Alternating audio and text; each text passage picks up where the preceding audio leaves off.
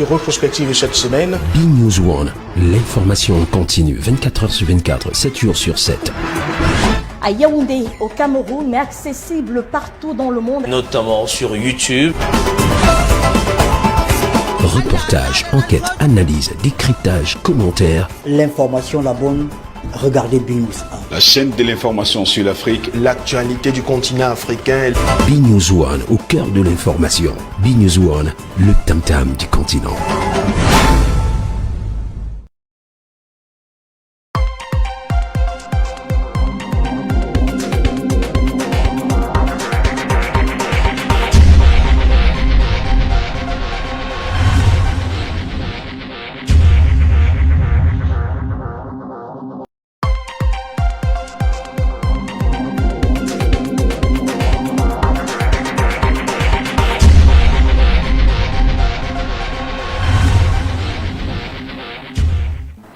Bonjour à tous, mesdames, messieurs, bonjour, bon réveil. Merci d'être en notre compagnie pour cette autre édition de BNews Matin. C'est parti pour l'édition de ce 9 février 2021, à 2 jours seulement de la célébration de la 55e édition de la fête nationale de la jeunesse. Les enseignants du supérieur ne décolèrent pas. Ils ont décidé hier de reconduire leur mot d'ordre de grève et leur débrayage donc dans les amphis, un mot d'ordre de grève qui avait été lancé le 25 janvier dernier puis suspendu. Ils reviennent donc avec le même mot de grève. En rappel, ils revendiquent entre autres ou principalement le paiement de la location spéciale à la recherche. C'est donc une prime spéciale qui avait été décidée par le chef de l'État il y a plus de 8 ans. Les enseignants qui estiment que la tranche de janvier, de décembre, j'y arrive, n'a pas été payée. Ils ont donc décidé de reconduire leur mot d'ordre de grève depuis hier lundi. Nous recevions sur nos antennes hier justement le chef de la cellule de communication du ministère de l'enseignement supérieur qui considère ce mouvement comme étant anti-patriotique. Nous en parlerons tout au long de cette édition de BNews Matin. Ils sont déjà là, les membres de l'équipe. Janice Kamga, bonjour. Bonjour Albertine, bonjour à tous les Camerounais, spécialement les jeunes de 0 à 77 ans qui se meuvent dans le cadre de la onzaine de la jeunesse. Très en beauté ce matin. Merci Albertine. Constant, bonjour. Bonjour Albertine, bonjour à tous les téléspectateurs. Et je dis encore bonjour, un bonjour particulier aux femmes qui nous présentent une influence vestimentaire totalement avérée ce matin. C'est le poète de ce plateau, Constant. Bonjour encore et merci d'être avec nous ce matin. Bonjour Donald. Bonjour Albertine et bonjour à tout le panel et surtout à ceux qui nous font l'amitié de regarder BNews Matin tous les matins, surtout sur les plateformes digitales et bien sûr en direct sur la télévision. Bonjour Vicenzo. Bonjour Albertine, bonjour tout le monde.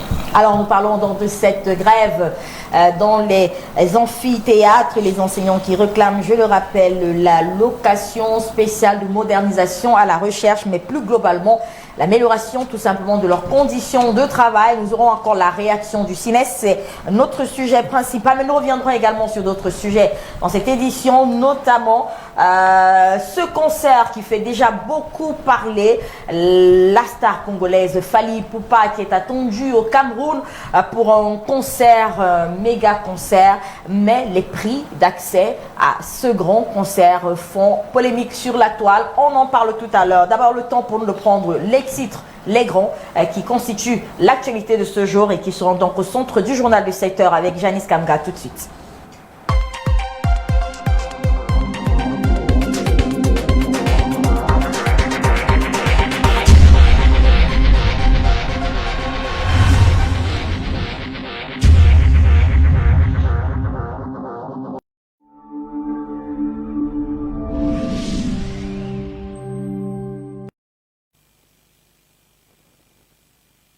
Le journal ou les grands titres de ce matin avec Janice Kamga. Mesdames, Messieurs, à la une de l'actualité ce matin, enseignement supérieur, la crise perdure. Deuxième jour de grève pour le syndicat national des enseignants du supérieur. Rentré en grève hier, lundi, à cause principalement du défaut de paiement de leur prime spéciale de recherche. Ils ont effectivement cessé toute activité d'enseignement au sein des campus. À suivre également dans le journal sur BNews One, litiges fonciers, les populations du quartier Tropicana à Yaoundé en porte-à-faux avec la mission d'aménagement et de gestion des zones industrielles. Il décrit l'attribution frauduleuse de leurs terres à des tiers sans indemnisation préalable, et à suivre également le vaccin anti-Covid AstraZeneca fait jaser en Afrique du Sud. Des tests approfondis font état de l'inefficacité du dit vaccin sur le variant sud-africain. Il pourrait être retiré du marché mondial par l'Organisation mondiale de la santé. Les développements, c'est à suivre dans quelques poussières de minutes.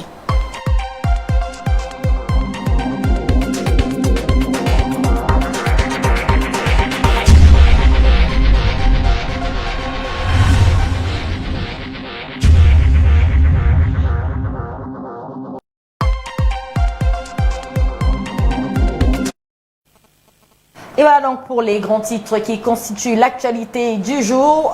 Janice Kamga que nous retrouverons à 7h pour le premier arrêt journal de cette édition de BNews Matin. Alors, on s'arrête d'abord pour débuter sur cette affaire du vaccin AstraZeneca qui fait problème en Afrique du Sud. Vous l'avez suivi, le pays qui avait donc décidé de lancer ses campagnes ou sa campagne de vaccination cette semaine, mais d'après des études qui ont été menées sur le vaccin, il serait inefficace sur la variante qui a été découverte dans ce pays-là. On peut se dire aujourd'hui que voici les conséquences donc de cette course au vaccin qui est observée dans le cadre de la lutte anti-Covid de Vicenzo Guidjol. Oui, Albertine, il ne saurait en être autrement. Du moment où j'ai comme l'impression qu'on a confondu vitesse et précipitation au niveau de la mise sur pied de ces vaccins. C'est vrai que ça urgeait, mais je crois de mémoire d'être humain, jamais un vaccin n'avait fait l'objet d'une célérité dans sa mise en œuvre et dans sa mise sur pied. Et en même temps, nul ne maîtrise avec exactitude les effets secondaires que peuvent procurer ces vaccins. Donc, ce qui se passe en Afrique du Sud était largement prévenu. Attendu, prévisible. Donald Anouzoua. À propos de ce vaccin, il faut déjà relever que l'Afrique du Sud a été frappée de plein fouet par le coronavirus et l'introduction du vaccin dans ce pays est quand même assez... c'est une introduction assez délicate dans la mesure où on découvre une souche en Afrique du Sud, parce que j'ai regardé encore les médias étrangers ce matin, en l'occurrence CNews, qui parlait de la souche qui a été découverte en Afrique du Sud.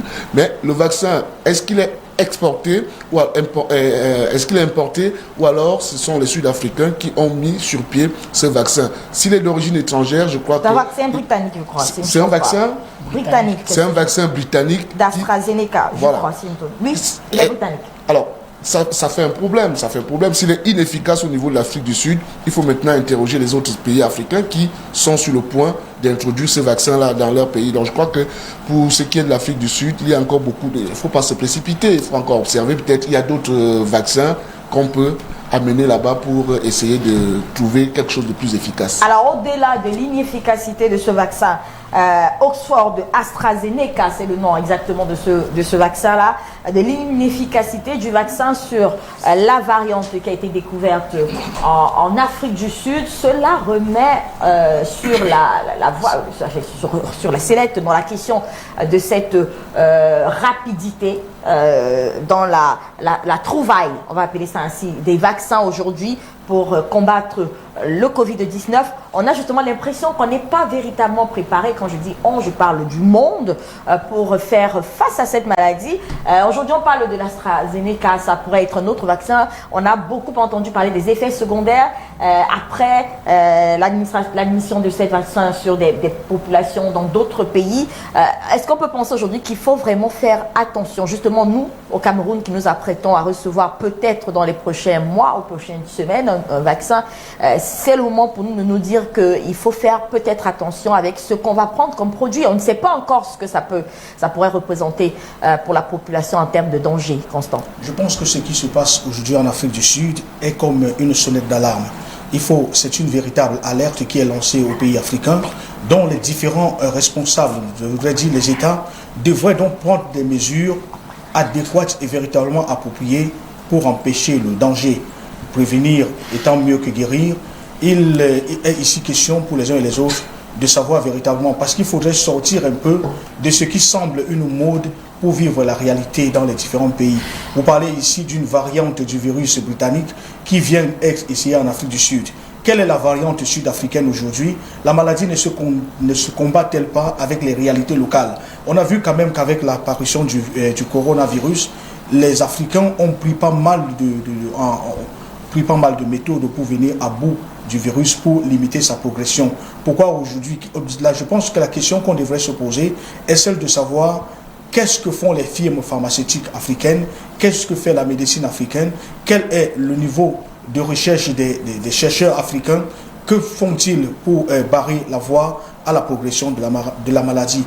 Et je pense que ce qui arrive en Afrique du Sud aujourd'hui est donc, pour terminer mon propos, une véritable alerte qui invite les uns et les autres à reprendre au sérieux ce qu'ils ont commencé à faire. Parce que voyez-vous, le temps de l'apparition du coronavirus, on a observé au Cameroun, par exemple, qu'il y avait beaucoup de laboratoires et qu'il y avait des chercheurs qui ont montré quand même le fruit de leur travail qui s'est avéré plus qu'efficace aujourd'hui et qui a d'ailleurs fait que l'Organisation mondiale de la santé, le Cameroun étant un pays africain, l'Organisation mondiale de la santé apprécie elle-même que l'Afrique, contrairement à l'hécatombe qu'on nous prédisait, a quand même sorti la tête de l'eau. Alors on attend certainement les conclusions des experts de l'Organisation mondiale de la santé qui se sont réunis hier pour faire le point sur l'efficacité de ce vaccin et même les recommandations provisoires quant à l'utilisation de ce dernier. 15 experts donc qui se sont réunis hier pour donner leur avis sur ce vaccin-là,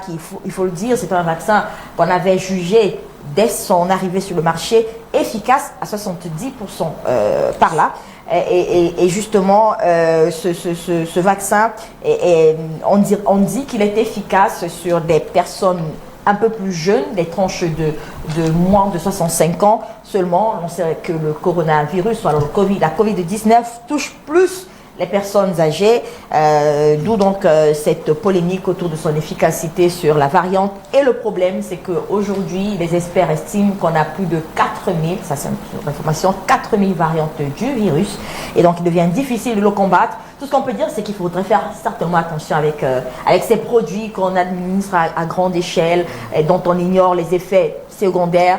Beaucoup de scientifiques, lorsqu'on écoute les experts dans d'autres chaînes, émettent des réserves quant à cette vaccination, ces larges campagnes de vaccination. L'Afrique du Sud a donc décidé d'arrêter tout simplement sa campagne. On va prendre le premier arrêt kiosque de cette édition, la revue de presse avec vous, Donald Newswa, dans un instant.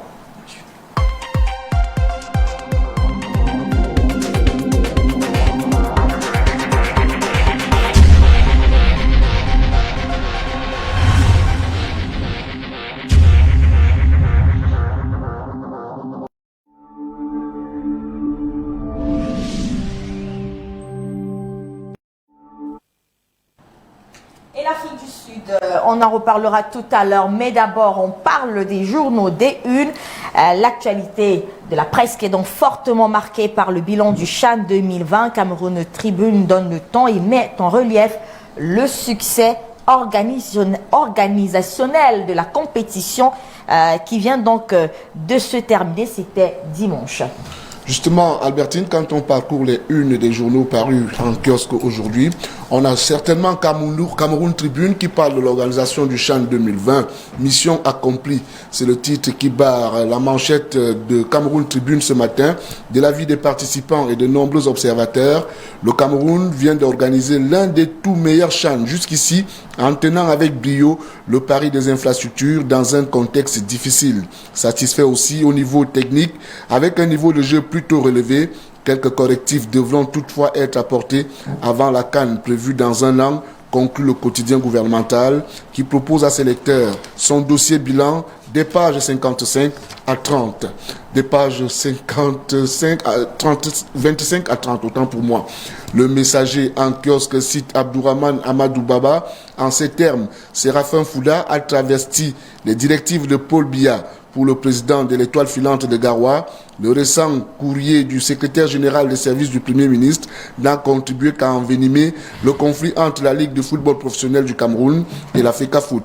En pied de une, le messager est à Fonjo Mokwet et relève cette controverse autour du décès de Joséphine Poguela. Entre soupçons d'empoisonnement et mort naturelle, la polémique continue au lendemain des obsèques de la princesse. Mutation à sa grande une évoque l'épineux problème de recrutement des enseignants d'université et titre le mystère et le coup de gomme.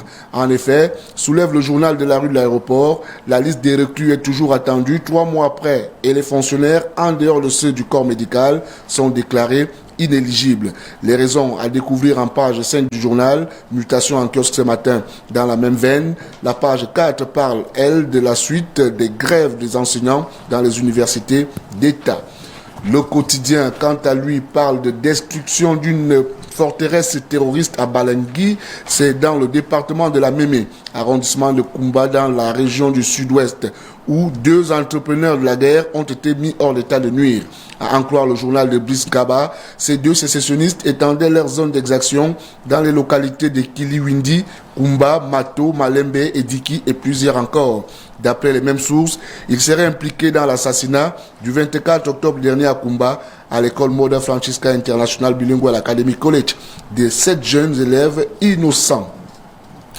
Succession, un second testament pour Victor Focho. C'est la une que propose le jour à ses lecteurs. Le quotidien bleu fait savoir que la fille de Focho, donc Christelle Madia Focho, a porté plainte en France dans l'espoir que lumière soit faite sur les derniers jours du défunt industriel qu'elle dit avoir été manipulé pendant qu'il séjournait à l'American Hospital de Paris.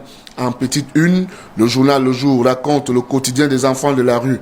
À lire également le bilan du Chan 2020 dressé par le journal.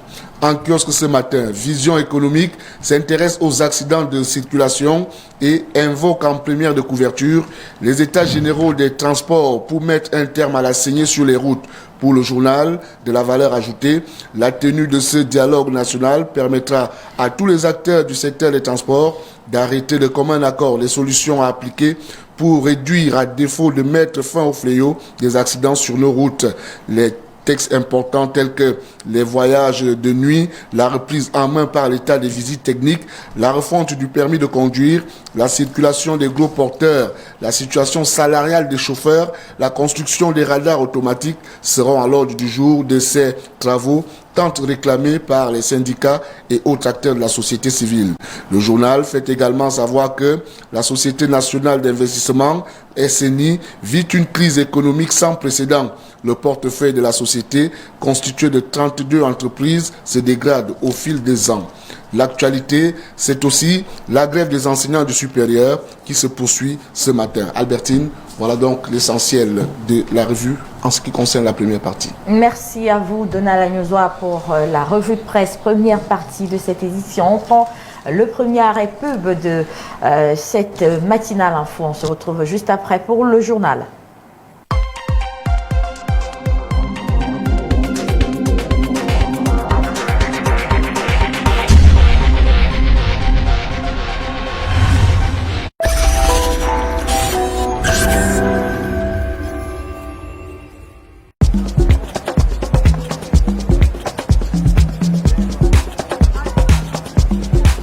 Avec un Isbet. Et vous? Il gagne avec un Isbet. Et vous? Il gagne avec un Isbet. Et vous? Il gagne avec un Isbet. Et vous? Un Isbet. Bookmaker Company. Since 2012, we have made the popularization of national public policies a priority. Public institutions, decentralized local authorities, private companies, development partners, and thousands of citizen customers meet every year to discuss major issues, notably in terms of improving the living conditions of populations. From the 18th to the 24th of July 2021 in Yaoundé, the 10th edition of the Fair and Government Action will focus on the challenges of the 2020-2030 National Development Strategy in all sectors. SAGO 2021 program. exhibition, public conferences, and meetings. For more information, contact the Event Management Agency Mon Communicateur on 677-886322 or on www.sago.cm. 2020. Salon de l'action gouvernementale, la vitrine du Cameroun.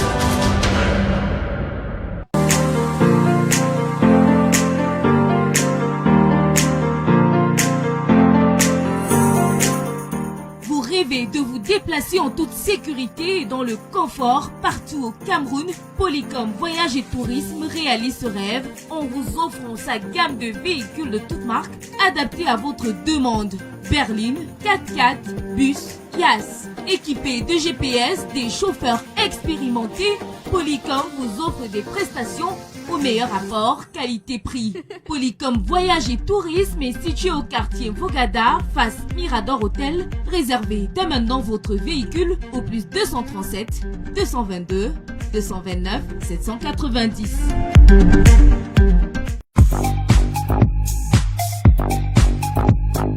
De communion avec les autorités du Cameroun, Yaoundé a désormais le tout premier et unique supermarché de boissons au Cameroun, Drinks Center. Drinks Center, regardez, appréciez, confirmez par vous-même que du bonheur. Jus, bière, vins et spiritueux, rien ne manque, tout y est. Drinks Center, c'est le carrefour des grandes marques de boissons camerounaises, africaines et mondiales. Le tout premier supermarché de boissons au Cameroun est situé à Yaoundé, route des Ligaisons à quelques mètres de l'immeuble Jaco. Contact Drinks Center, achetez l'esprit libre. Depuis 2012, nous avons fait de la vulgarisation des politiques publiques nationales une priorité. Institutions publiques, collectivités territoriales décentralisées, entreprises privées, partenaires au développement et des milliers de citoyens clients se donnent rendez-vous chaque année pour échanger sur des sujets d'importance majeure, portant notamment sur l'amélioration des conditions de vie des populations. Du 18 au 24 juillet 2021 à Yaoundé, la 10e édition du Salon de l'action gouvernementale sera axée sur les enjeux de la stratégie nationale de développement 2020-2030 dans tous les secteurs. Au programme du SEGO 2021, expositions, conférences publiques et de nombreuses rencontres. Pour plus d'informations, contactez le cabinet événementiel Mon Communicateur au 677 88 63 22 ou sur www.sego.cm. Salon de l'action gouvernementale, la vitrine du Cameroun.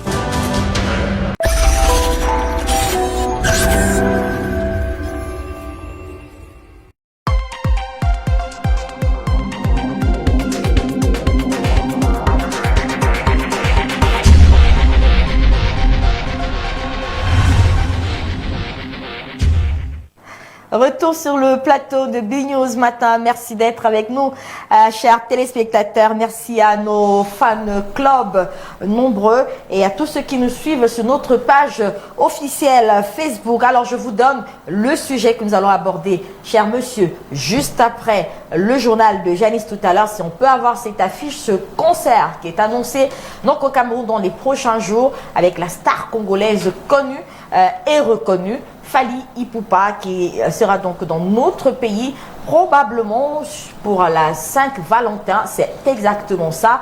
On n'a pas du tout de soucis avec les organisateurs du concert. Ce qui nous intéresse ce matin, c'est bien sûr la polémique est née sur les réseaux sociaux des prix d'accès à ce grand rendez-vous, des prix jugés astronomiques. D'ailleurs, ils font même la risée un peu des internautes ce matin qui s'en amusent en sortant des expressions, le concert des bobos, le concert des riches, le concert... Alors, on en parlera tout à l'heure, mais rapidement, un mot d'abord sur ce que ça vous fait. Est-ce que quand vous voyez cette affiche, vous êtes choqué?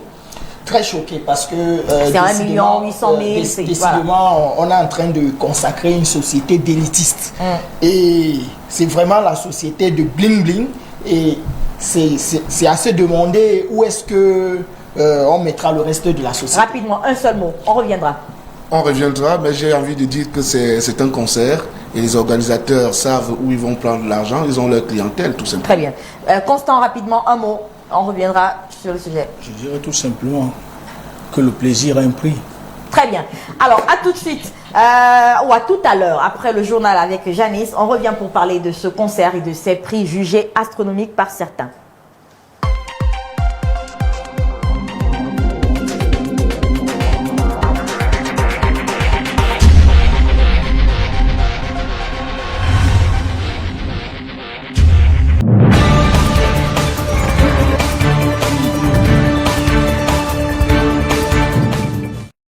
Mesdames, Messieurs, bonjour et bienvenue à ce premier point de l'actualité sur BNews One. Au sommaire de cette édition, enseignement supérieur, la crise perdure. Deuxième jour de grève pour le syndicat national des enseignants du supérieur, le SINES, rentré en grève hier lundi à cause d'un défaut de paiement de leur prime spéciale de recherche. Ils ont effectivement cessé toute activité d'enseignement au sein des campus.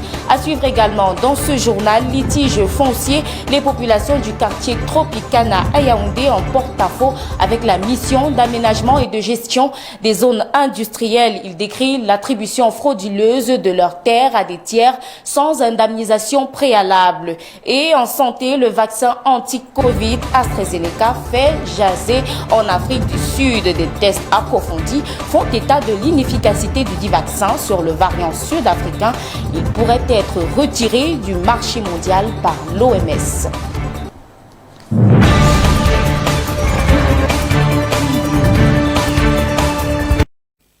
Et en ouverture de ce journal, intéressons-nous au secteur de l'enseignement supérieur. Rebelote depuis hier, l'opération Campus Mort est de nouveau sur les rails à l'initiative du syndicat national des enseignants du supérieur. Effet, cessation des cours et non-correction des copies, entre autres. Les enseignants revendiquent toujours le paiement de leur prime spéciale de recherche accordée par le chef de l'État. On revient sur le constat fait par Lavoisier et Samayer dans les campus de la ville de Yaoundé. En cet après-midi, l'atmosphère est plutôt studieuse sur le campus de l'université de Yaoundé 1, à Ngoïkele. Les étudiants observent attentivement la phase préparatoire de l'examen officiel de la session normale. Depuis cette annonce, tout se passe normalement. Bon, on se disait donc on va arrêter les compos, les évaluations prévues. Mais depuis ce matin, on a constaté que tout le monde compose, ça se passe normalement. Donc pour l'instant, l'ambiance est stable. Pas très loin de là, certains ont encore au bout de la langue l'épisode sombre du premier mouvement de grève du SINES. Le syndicat national des enseignants du supérieur réclame jusqu'à date le paiement de l'allocation spéciale pour la modernisation de la recherche, entre autres. On a connu une semaine un peu trouble dans le campus parce que les professeurs grévaient et revendiquent leurs primes de recherche. Oui, bon, et ils ont fait une grève là, dont les cours se sont arrêtés. Du côté du ministère de l'Enseignement supérieur, les autorités exhortent les seigneurs de la craie à plus de patience. Pour le professeur Jean-Paul Mbia, en charge de la communication dans ce département ministériel, approché quelques semaines plus tôt par notre rédaction, les réunions se multiplient au fin de trouver une solution définitive à ce problème. Restons dans le registre des crises pour aborder ce litige foncier qui oppose les populations autochtones du quartier Tropicana, c'est dans le 4e arrondissement de la ville de Yaoundé, à la mission d'aménagement et de gestion des zones industrielles, la MAGZI. Les populations estiment que leurs terres ont été arrachées par la structure pour être attribuées à d'autres personnes sans indemnisation, une situation qui provoque de vives tensions sur le site querellé. Ambroise Awono et Innocent Ouban pour les détails. Florent Mathieu Atangana, que nous rencontrons vendredi dernier, n'a pas une mine heureuse. Désemparé, il ne sait même plus à quel sens se vouer. 2 décennies déjà, dit-il, tente de voir clair sur une situation d'une parcelle de terrain aujourd'hui l'objet d'un litige au quartier Tropicana Yaoundé. Selon ses déclarations, tout commence dans les années 1975, lorsqu'un certain Étienne Bédé, de la grande famille Endo Motsogo, entreprend l'immatriculation d'un terrain de presque 4 hectares de superficie. Il réussit à obtenir un arrêté préfectoral pour le bornage du dit terrain. En 1985, la création de la MAGZI fait de cet espace une zone industrielle.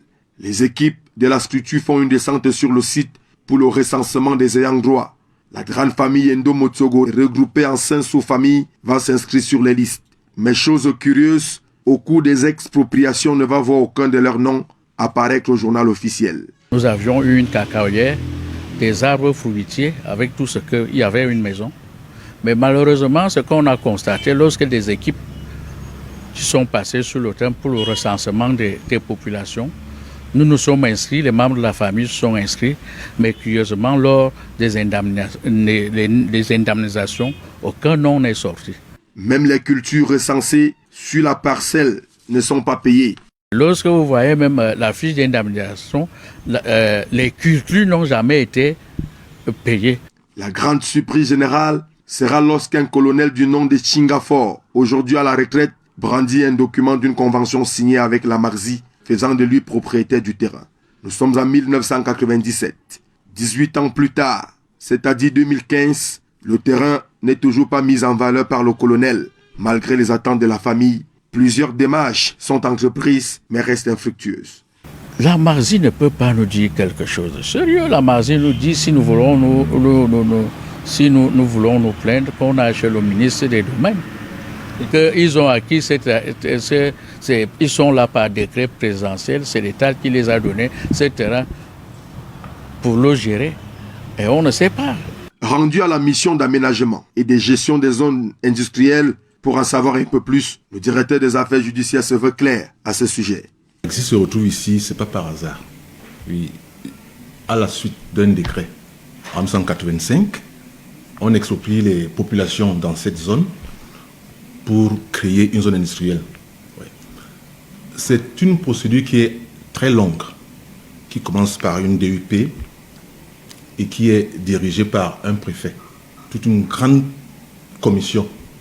On inventorie les biens, on les expertise et on les évalue et on indemnise les populations. Quand vous me dites qu'il y a des populations qui s'estiment lésées, bon, dans le décret, il y a le décret d'indemnisation qui reçoit la liste de tous ceux qui sont indemnisés avec les montants qu'ils ont perçus. Maintenant, si une personne s'estime lésée, estime qu'elle n'a pas reçu, qu'elle a été oubliée dans la procédure d'indemnisation, la loi dit qu'elle ne peut pas retenir le terrain parce que le décret a été signé. Mais elle peut se faire identifier au MINCAF et apporter des justificatifs et le dossier peut se rattraper à ce niveau. Donc on peut vérifier qu'elle appartient effectivement à cette communauté. Et à ce moment, si tout est mis en ordre, ce dossier aboutit au MINFI pour une indemnisation. La parcelle querellée fait l'objet de nombreuses conventions octroyées par la Marzi à Printemps. C'est une structure organisée. Mission d'aménagement et de gestion de zones industrielles. Nous avons des terres que nous attribuons à ceux qui en font la demande pour ériger des entreprises, créer des emplois, payer les impôts, créer la richesse. IBC, l'établissement IBC de Chingafor a fait la demande à la Marzi dans les années 96 et puis en 97, il a eu une parcelle. Il a une parcelle. Je crois que son activité c'était industrie, il devait faire de menuiserie métallique et du bois. Je crois que c'était son activité.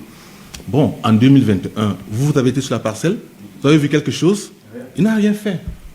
Et à la Marzi, les conventions sont tellement bien structurées, il y a des délais. Une fois que vous avez la convention, vous êtes pris en facturation 6 mois après. On vous donne 3 ans pour avoir installé l'unité. Oui.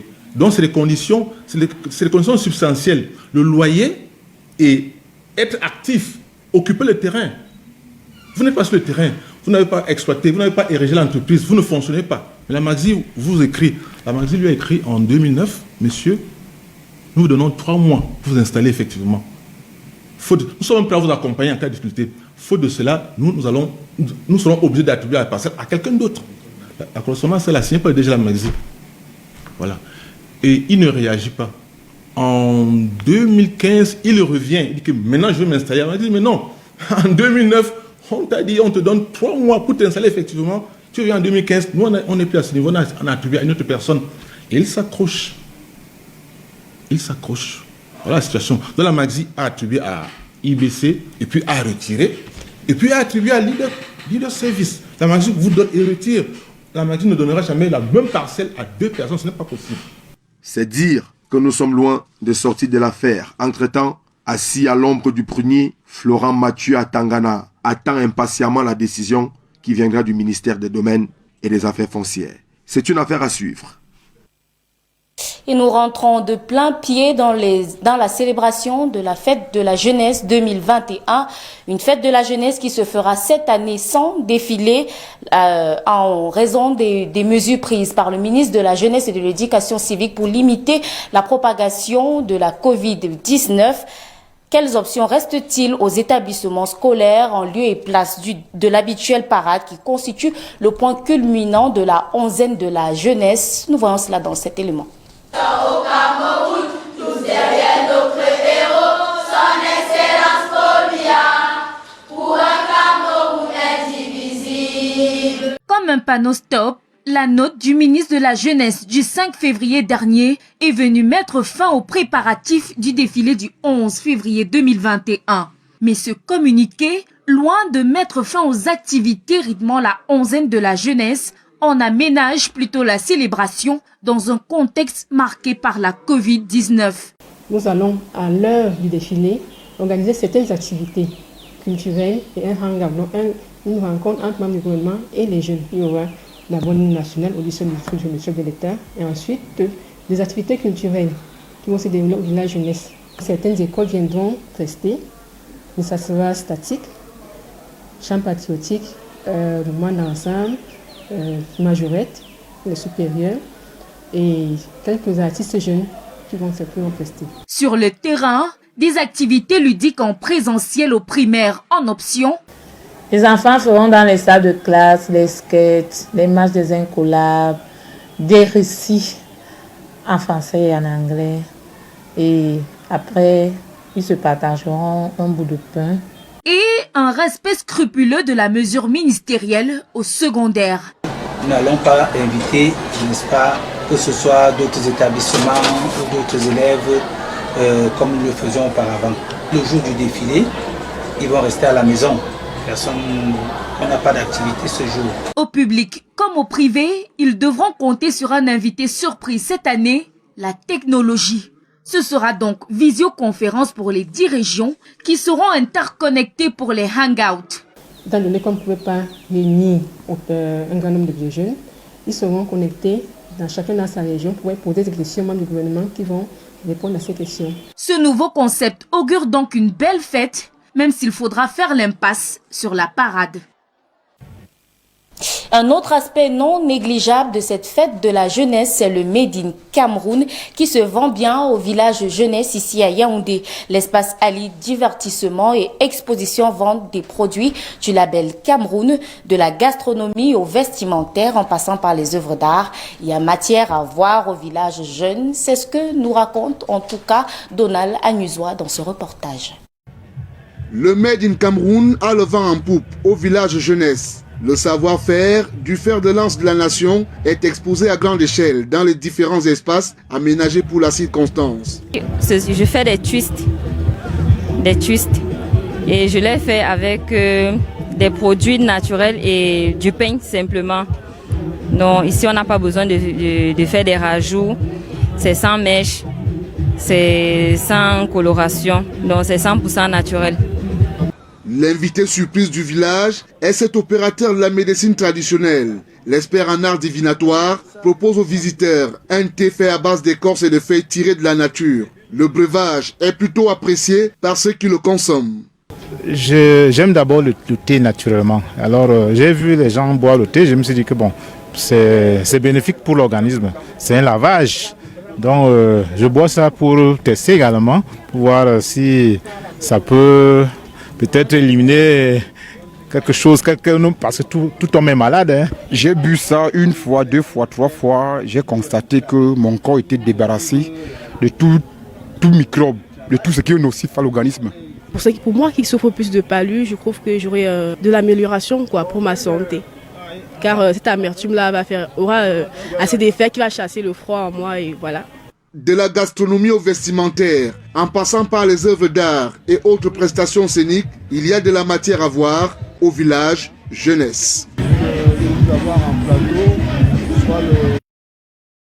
dans le cadre des activités marquant la célébration de la 55e édition de la fête de la jeunesse. Une conférence débat s'est tenue hier à Yaoundé sur le thème « La place des jeunes dans la mise en œuvre de la stratégie nationale de développement 2020-2030 » à l'initiative du SAGO, entendez le Salon de l'action gouvernementale. Les participants ont été sensibilisés sur les politiques publiques afin qu'ils puissent contribuer efficacement au développement du Cameroun. Laetitia de Bilong.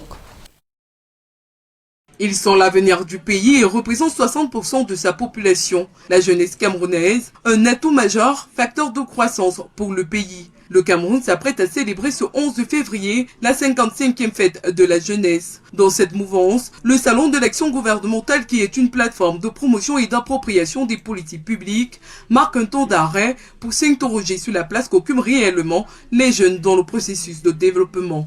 Il s'agit de la semaine de la jeunesse. Nous avons jugé nécessaire de parler à notre public cible, qu'est la jeunesse, parce que la stratégie nationale de développement, comme vous le savez bien, s'inscrit dans le cadre de la prospective. Et qui dit prospective, il s'agit de jeunesse. Dans son discours à la nation le 31 décembre 2020, le président de la République du Cameroun a annoncé le lancement de la stratégie nationale de développement. Et pour la mise en œuvre effective de cette stratégie nationale, les jeunes doivent se considérer comme des acteurs de premier ordre, éviter d'être considérés comme des bénéficiaires des programmes et jouer un rôle essentiel dans le processus de développement à travers la SND 2030 mise sur pied par le gouvernement. Dans la stratégie nationale de développement SND 30, les axes majeurs, n'est-ce pas, c'est dans le secteur social, dans l'éducation, la santé et les services sociaux de base. On comprend bien que toutes les actions qui sont prévues sont en direction des jeunes. Suscitant la jeunesse et l'innovation afin de contribuer efficacement au développement du Cameroun, tel est l'objectif de la conférence organisée ce 8 février par le SAGO sous le thème « La place des jeunes dans la mise en œuvre de la stratégie nationale de développement 2020-2030 dans le pays ». Parlons de toute autre chose à présent, du sport en l'occurrence. Les Lampions se sont éteints sur la 6e édition du championnat d'Afrique des Nations de football. Celui-ci a vu la victoire du Maroc 2-0 face au Mali au stade Omnisport de Yaoundé. Si depuis le début de la compétition, il n'y a pas eu d'incident majeur, il y a lieu de relever tout de même quelques ratés dans ce CHAN 2020. C'est ce que nous dit en tout cas Arthur Mendim. Prévu initialement pour se dérouler en 2020, le championnat d'Afrique des Nations a été reporté en 2021 pour diverses raisons, notamment la pandémie du Covid-19. Même si cette pandémie n'a pas été totalement enrayée, le tournoi, lui, a été organisé d'une manière très appréciable. Premier motif de satisfaction, la qualité des infrastructures. Du stade de Japoma à celui de Limbe, en passant par le stade Amadou Ahidjo et celui de la Réunification, la qualité des pelouses était au-dessus de la moyenne. Très attendu, le Cameroun a mis la barre haute quant à la construction des stades. Bien que les équipes n'aient pas repris leur championnat depuis près d'un an, les 16 nations présentes au Cameroun ont produit un football de très haut niveau. Si les pelouses et le niveau technique des équipes sont irréprochables, le stade de Limbe a connu quelques soucis techniques, notamment l'éclairage. Lors du match qui a opposé la Tanzanie à la Guinée, les pylônes qui servent d'éclairage se sont éteints, laissant une partie du stade dans le noir. Outre le problème d'éclairage, notons également ce problème de billetterie survenu lors du match Cameroun-République démocratique du Congo en quart de finale. Ici, des tickets avaient été achetés en grande quantité et revendus à d'autres désireux plus chers. Autre flop, et le plus criard, c'est celui des tests Covid-19 effectués sur les léopards de la République démocratique du Congo. À la veille des quarts de finale devant opposer le Cameroun à la RD Congo, 20 joueurs congolais avaient été testés positifs. Ce cas de figure avait fait couler beaucoup d'encre et de salive, incriminant ainsi le Cameroun de vouloir déstabiliser son adversaire. Après 3 semaines de compétition, le championnat d'Afrique des Nations Cameroun 2020 s'est clôturé par la victoire du Maroc 2-0 face au Mali. Le Maroc succède ainsi à lui-même après l'édition 2018 au Maroc.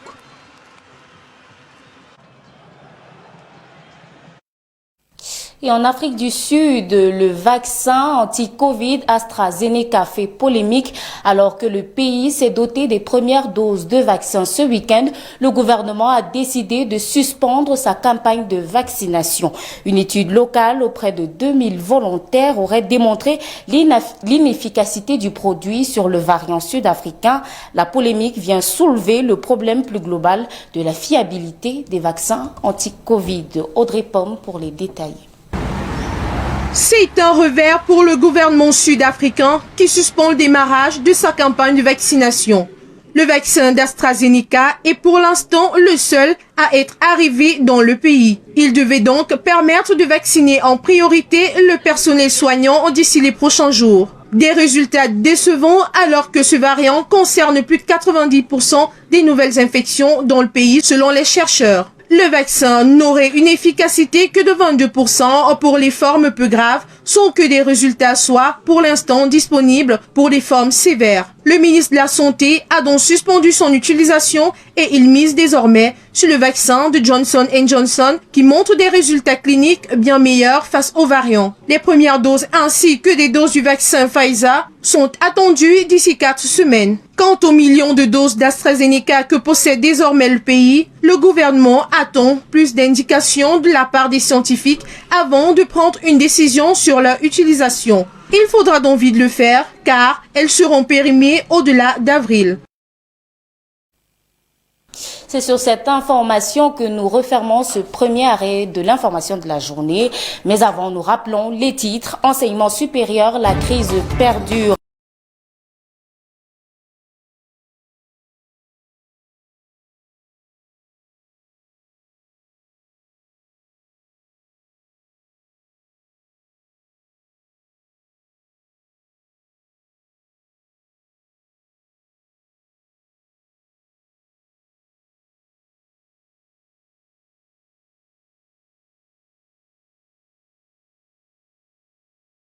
Le vaccin anti-Covid AstraZeneca fait parler de lui en Afrique du Sud.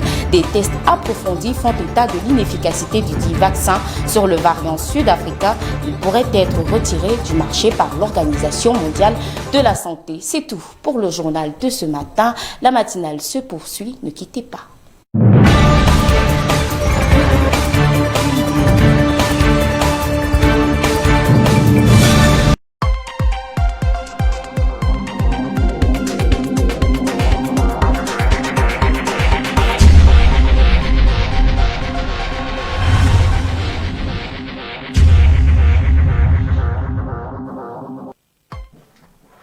« 7h22, retour sur le plateau de BNews Matin. C'était le journal de 7h avec Janice Kamga que vous retrouverez pour le rappel de l'actualité tout à l'heure et à 9h pour le point de l'information. Alors, nous aurons...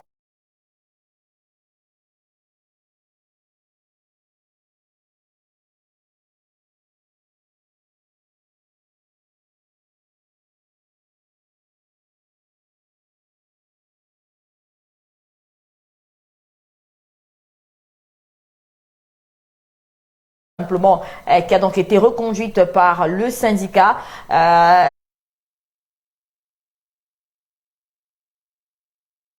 Le CINES qui voudrait donc réagir ce matin après le passage hier dans l'édition du journal de chef de la cellule de communication du ministère de l'Enseignement supérieur qui était donc venu apporter la version du ministère de l'Enseignement supérieur, sa vision de ce débrayage pour le ministère de l'Enseignement supérieur à travers la voix de son chef de la cellule de communication. C'est un mouvement antipatriotique, le ministère qui dit avoir entrepris plusieurs rencontres avec le CINES pour faire le point concernant la location de la prime spéciale, donc de recherche, de modernisation de la recherche qui est donc au centre de cette grève. Le CINES qui voudrait réagir ce matin au passage de du professeur Jean-Paul Biya, qui était donc l'invité du 20h sur BNews hier. On aura le docteur Wunga Fotso tout à l'heure, mais tout de suite, on parle d'abord, je vous le disais, de ce concert, l'un des concerts qui donnera au Cameroun. la star congolaise Fally Ipupa, qui est donc attendue. Elle serait même déjà arrivée, hein. Fally Ipupa est déjà au Cameroun depuis hier pour cette série de concerts qui va donner à l'occasion de la journée de la 55e édition de la fête de la jeunesse, mais également pour célébrer la fête des amoureux, la Saint-Valentin. C'est donc le 14. Est-ce qu'on peut avoir toujours cette affiche-là pour voir de quoi on parle, pour célébrer donc la fête des amoureux, c'est la Saint-Valentin, le 14 février. Si vous êtes amoureux, vous savez de quoi on parle. Alors, ce qui fait problème, ce sont les prix de cet autre concert. 800 000 francs CFA par exemple, 1 million même pour prendre part à ce concert par couple, 350 000 singles, c'est-à-dire si vous êtes seul, je crois. Et donc, justement, sur la toile, ça fait polémique. Certains de nos confrères des médias en ligne nous ont même déjà précédés en commettant des articles pour revenir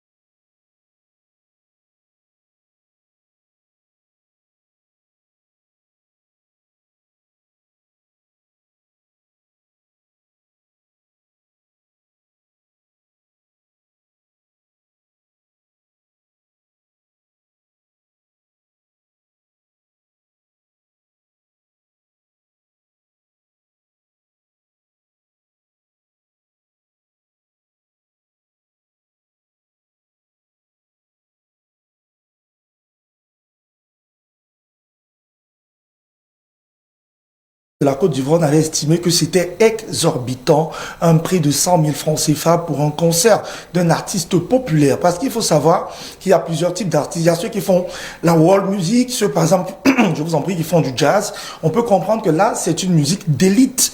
Mais lorsque quelqu'un fait de la musique populaire, on se dit tout de même qu'il faudrait qu'il fasse des concerts ouverts à tout le monde. Accessible au plus grand nombre. Donc, en Côte d'Ivoire, on avait du mal à avaler la pilule. Il faut quand même le dire que Fally Ipupa avait eu quand même le soutien de plusieurs grosses icônes de la musique africaine. Plus précisément en Côte d'Ivoire, le lead vocal du Magic System à Salfo était venu au chevet de Fally Ipupa pour dire que Fally Ipupa est une icône internationale, qu'on ne devrait pas du tout faire des problèmes ou encore une polémique sur les prix de son concert. Elle avait trouvé que 100 000 francs n'étaient pas exorbitants. Pour sa défense, l'artiste congolais Fally avait dit que c'est pas l'artiste qui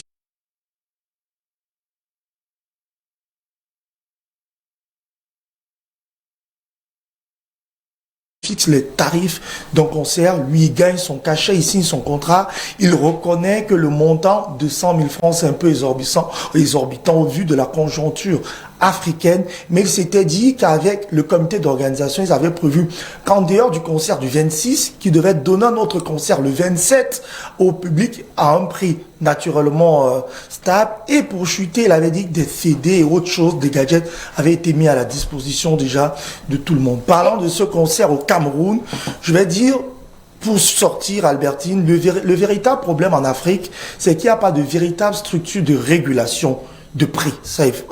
En Europe, par exemple, lorsqu'on parle des droits d'auteur, et je crois qu'il y a la SACEM qui regarde le droit d'auteur et qui veille au respect, parce qu'un prix se fixe sur les recettes et les dépenses engrangées. Exactement. Ici, je ne sais pas sur quelle base on arrête, je ne vais pas faire un procès, mais je ne suis pas sûr qu'il y a un droit de regard sur les tarifs arrêtés pour des prix de concert. Alors, ce qu'on doit déjà dire, c'est que Fally Ipupa va donner plusieurs concerts.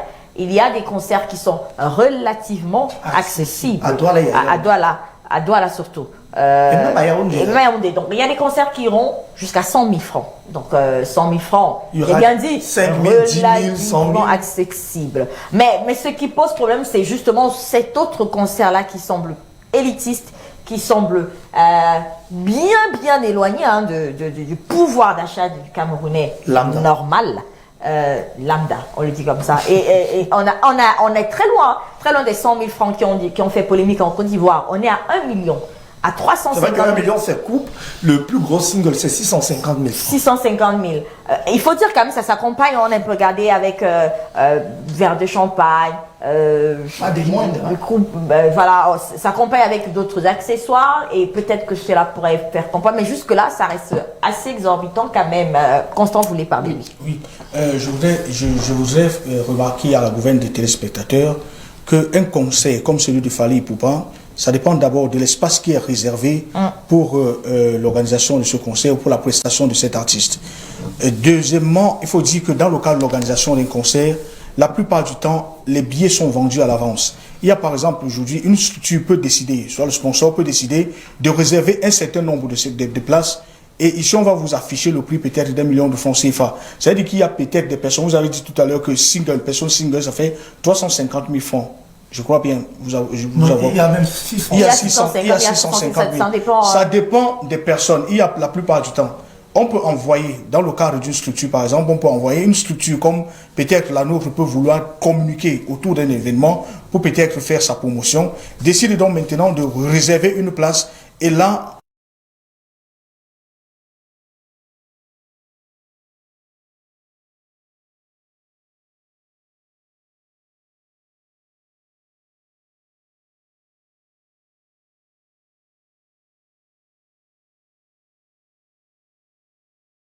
et ça a toujours été évoqué au milieu de la musique, au milieu des artistes camerounais.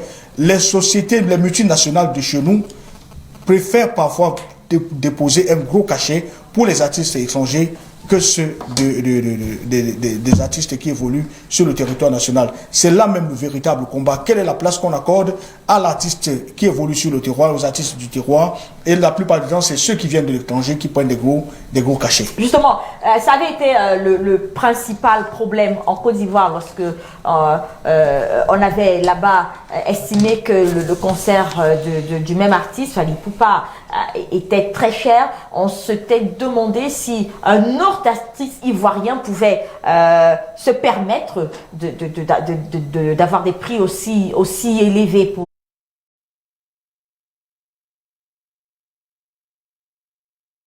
pour ces concerts. C'était ça le problème. Est-ce qu'au Cameroun, il est possible de voir un artiste camerounais être reçu pour des concerts avec des prix tels que ceux que nous avons aujourd'hui, Monsieur Vicenzo? C'est vrai que Fally Ipupa, c'est pas n'importe qui. C'est une autre dimension. Tout à fait.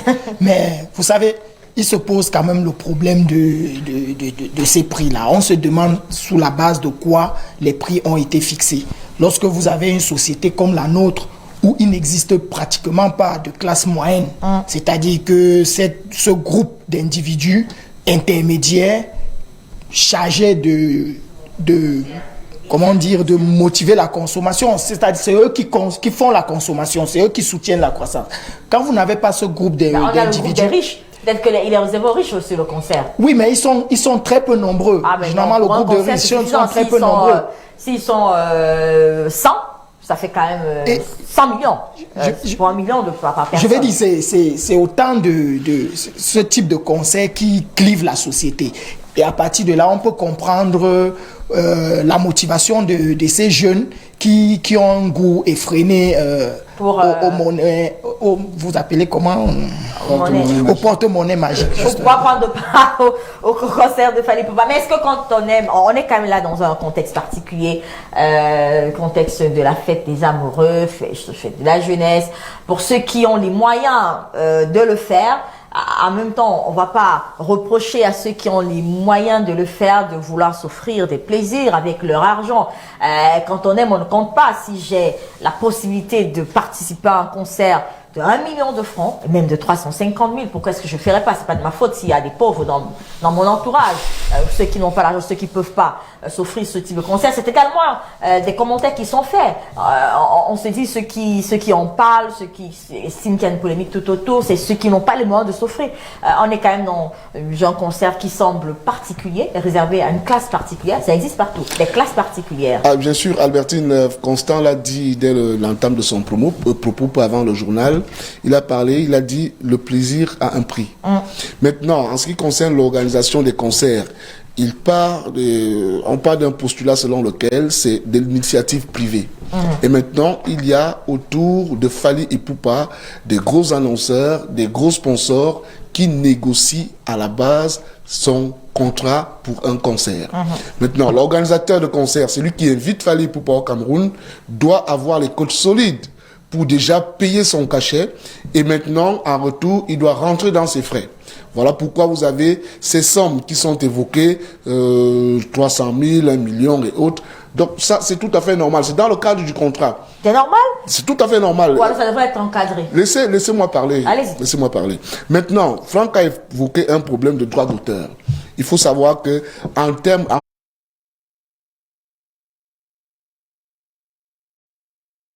en matière d'organisation des concerts, il n'y a pas un organe de régulation. Peut-être au Cameroun, je n'en connais pas. Les sociétés peut-être de téléphonie mobile, pour ne pas les citer, organisent des concerts, invitent des artistes, et c'est sur la base d'un contrat négocié au préalable que les prix d'entrée sont fixés. Pour le cas d'espèces, je crois que c'est une initiative privée, et maintenant, si ils ont fixé ces prix-là, je crois que c'est en fonction des tickets ou alors des contrats qui a été signé à la base avec le sponsor de Fally Ipupa. Parce que Fally Ipupa s'y connaît pas. Ce qu'il sait faire, c'est de prendre son microphone et procurer du plaisir en chantant. Je suis pas tout à fait d'accord avec vous. Maintenant, je pense que la pub a aussi un droit de regard.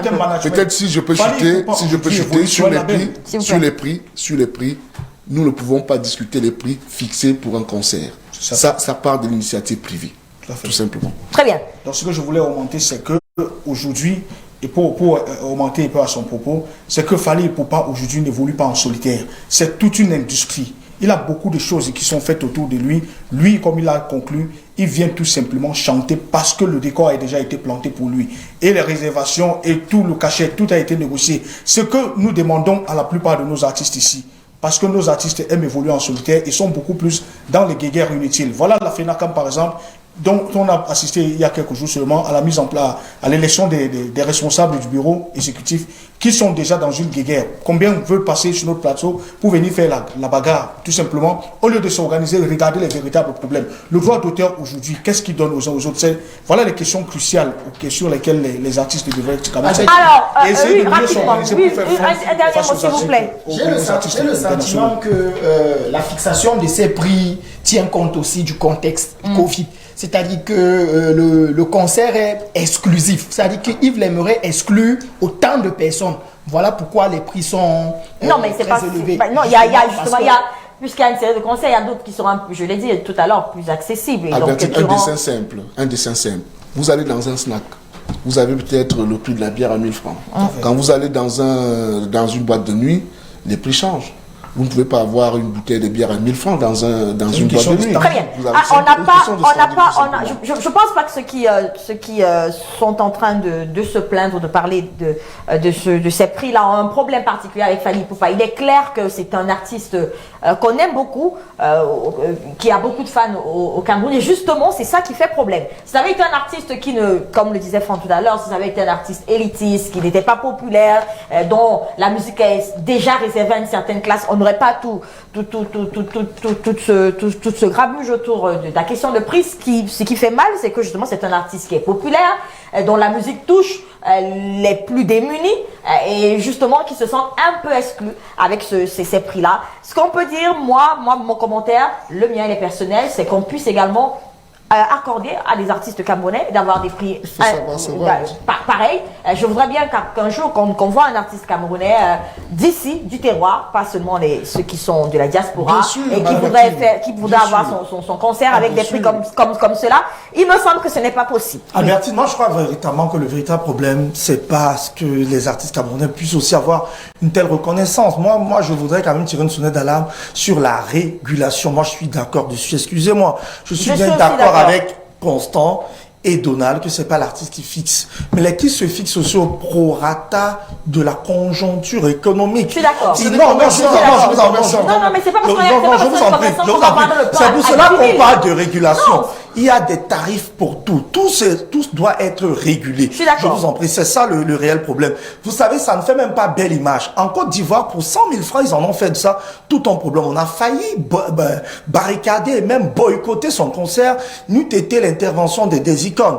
Au Cameroun, on se dit la chance, moi je dis c'est qui est en termes de com, moi je vais tirer un coup de chapeau au comité d'organisation de ces concerts, c'est qu'au préalable, ils ont beaucoup fait du tapage médiatique, excusez-moi l'expression, sur les concerts avec des prix relativement bas. Ça veut dire ceux-là qui auront lieu à Douala et à Yaoundé, avec des prix relativement bas, ont beaucoup été médiatisés. Celui-là, c'est un concert d'élite. Je me dis, ils se sont dit, bon, si on le mettait en lumière, ça devait plutôt jeter de l'opprobre sur la tournée de Fally. De ce côté, c'est bon. Mais outre cela, même un concert pareil, je vous dis, il y a des prix qui ne sont pas beaux à voir, sachant qu'on vit dans des pays très pauvres et très endettés. Je suis d'accord, parfaitement d'accord avec vous. En plus, on est en période de crise sanitaire. Il n'y a pas de quoi avoir des concerts comme ceux-là quand il y a des gens qui... Albertine, il faut savoir aussi que présentement, les artistes ne vivent que du live, au vu aussi du fait que les CD, DVD, même avec l'avènement du streaming, ils ne se font plus des sous. Et la question qu'on peut déjà se poser, c'est pourquoi on a un concert maintenant? Ça, c'est un autre débat. On en parle, on a quand même annulé de grandes cérémonies, mais on a un concert. Ça, c'est un autre problème. J'ai rien contre Fally Ipupa, c'est un artiste que je vois, c'est peut-être pas mon préféré, mais il y a beaucoup de choses qu'on peut, beaucoup de questions qu'on peut poser. Alors, le concert a lieu où? Non, c'est plus. En fait, si vous voulez, pour les lieux, les deux autres se font dans des lieux publics. Celui-là se fait dans un lieu ultra privé. Très bien. On va continuer avec le point sport. Merci d'avoir réagi sur le sujet. C'est notre rôle de réagir sur les sujets qui interrogent et qui suscitent débat. On va prendre le point sport dans quelques instants seulement avec Frontec.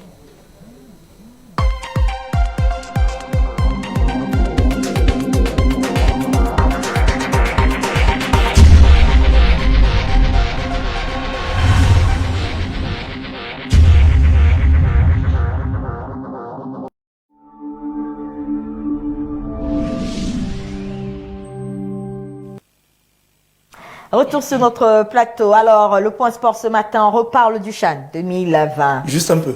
Alors, les Lions à prime qui sont donc sortis du lot, malgré tout. On parlera également des élections à la CAF, mais également du tennis, l'Open d'Australie. Si vous êtes un fan de tennis, vous savez de quoi on parle.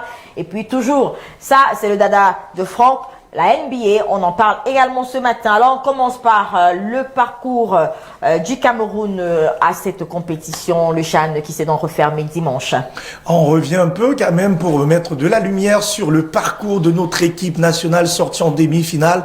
Participation inédite au dernier carré de la compétition. Malheureusement, ils ont été stoppés net sur leur élan, battus par le Maroc 4-0. Et au match de classement 0 but contre 2, les Lions à prime sont donc tombés, mais nous on a voulu revenir tout de même sur leur participation en images. Vous voyez les buts inscrits par le Cameroun durant cette édition du championnat d'Afrique des Nations. Même si le Cameroun a été éliminé, je le disais ici que le CHAN n'est pas trop bankable pour les recruteurs. Certains y sont souvent, mais ce n'est pas la plus grosse manne qui se fait durant cette compétition. Mais durant cette édition tout de même, quelques Camerounais ont frappé sur l'œil des recruteurs d'après nos recherches les plus approfondies. C'est le temps de revenir sur Arco Assomo qui a terminé 2 fois homme du match durant cette édition du championnat d'Afrique des Nations. On se souvient de sa belle participation, belle prestation face à la République démocratique du Congo en quart de finale.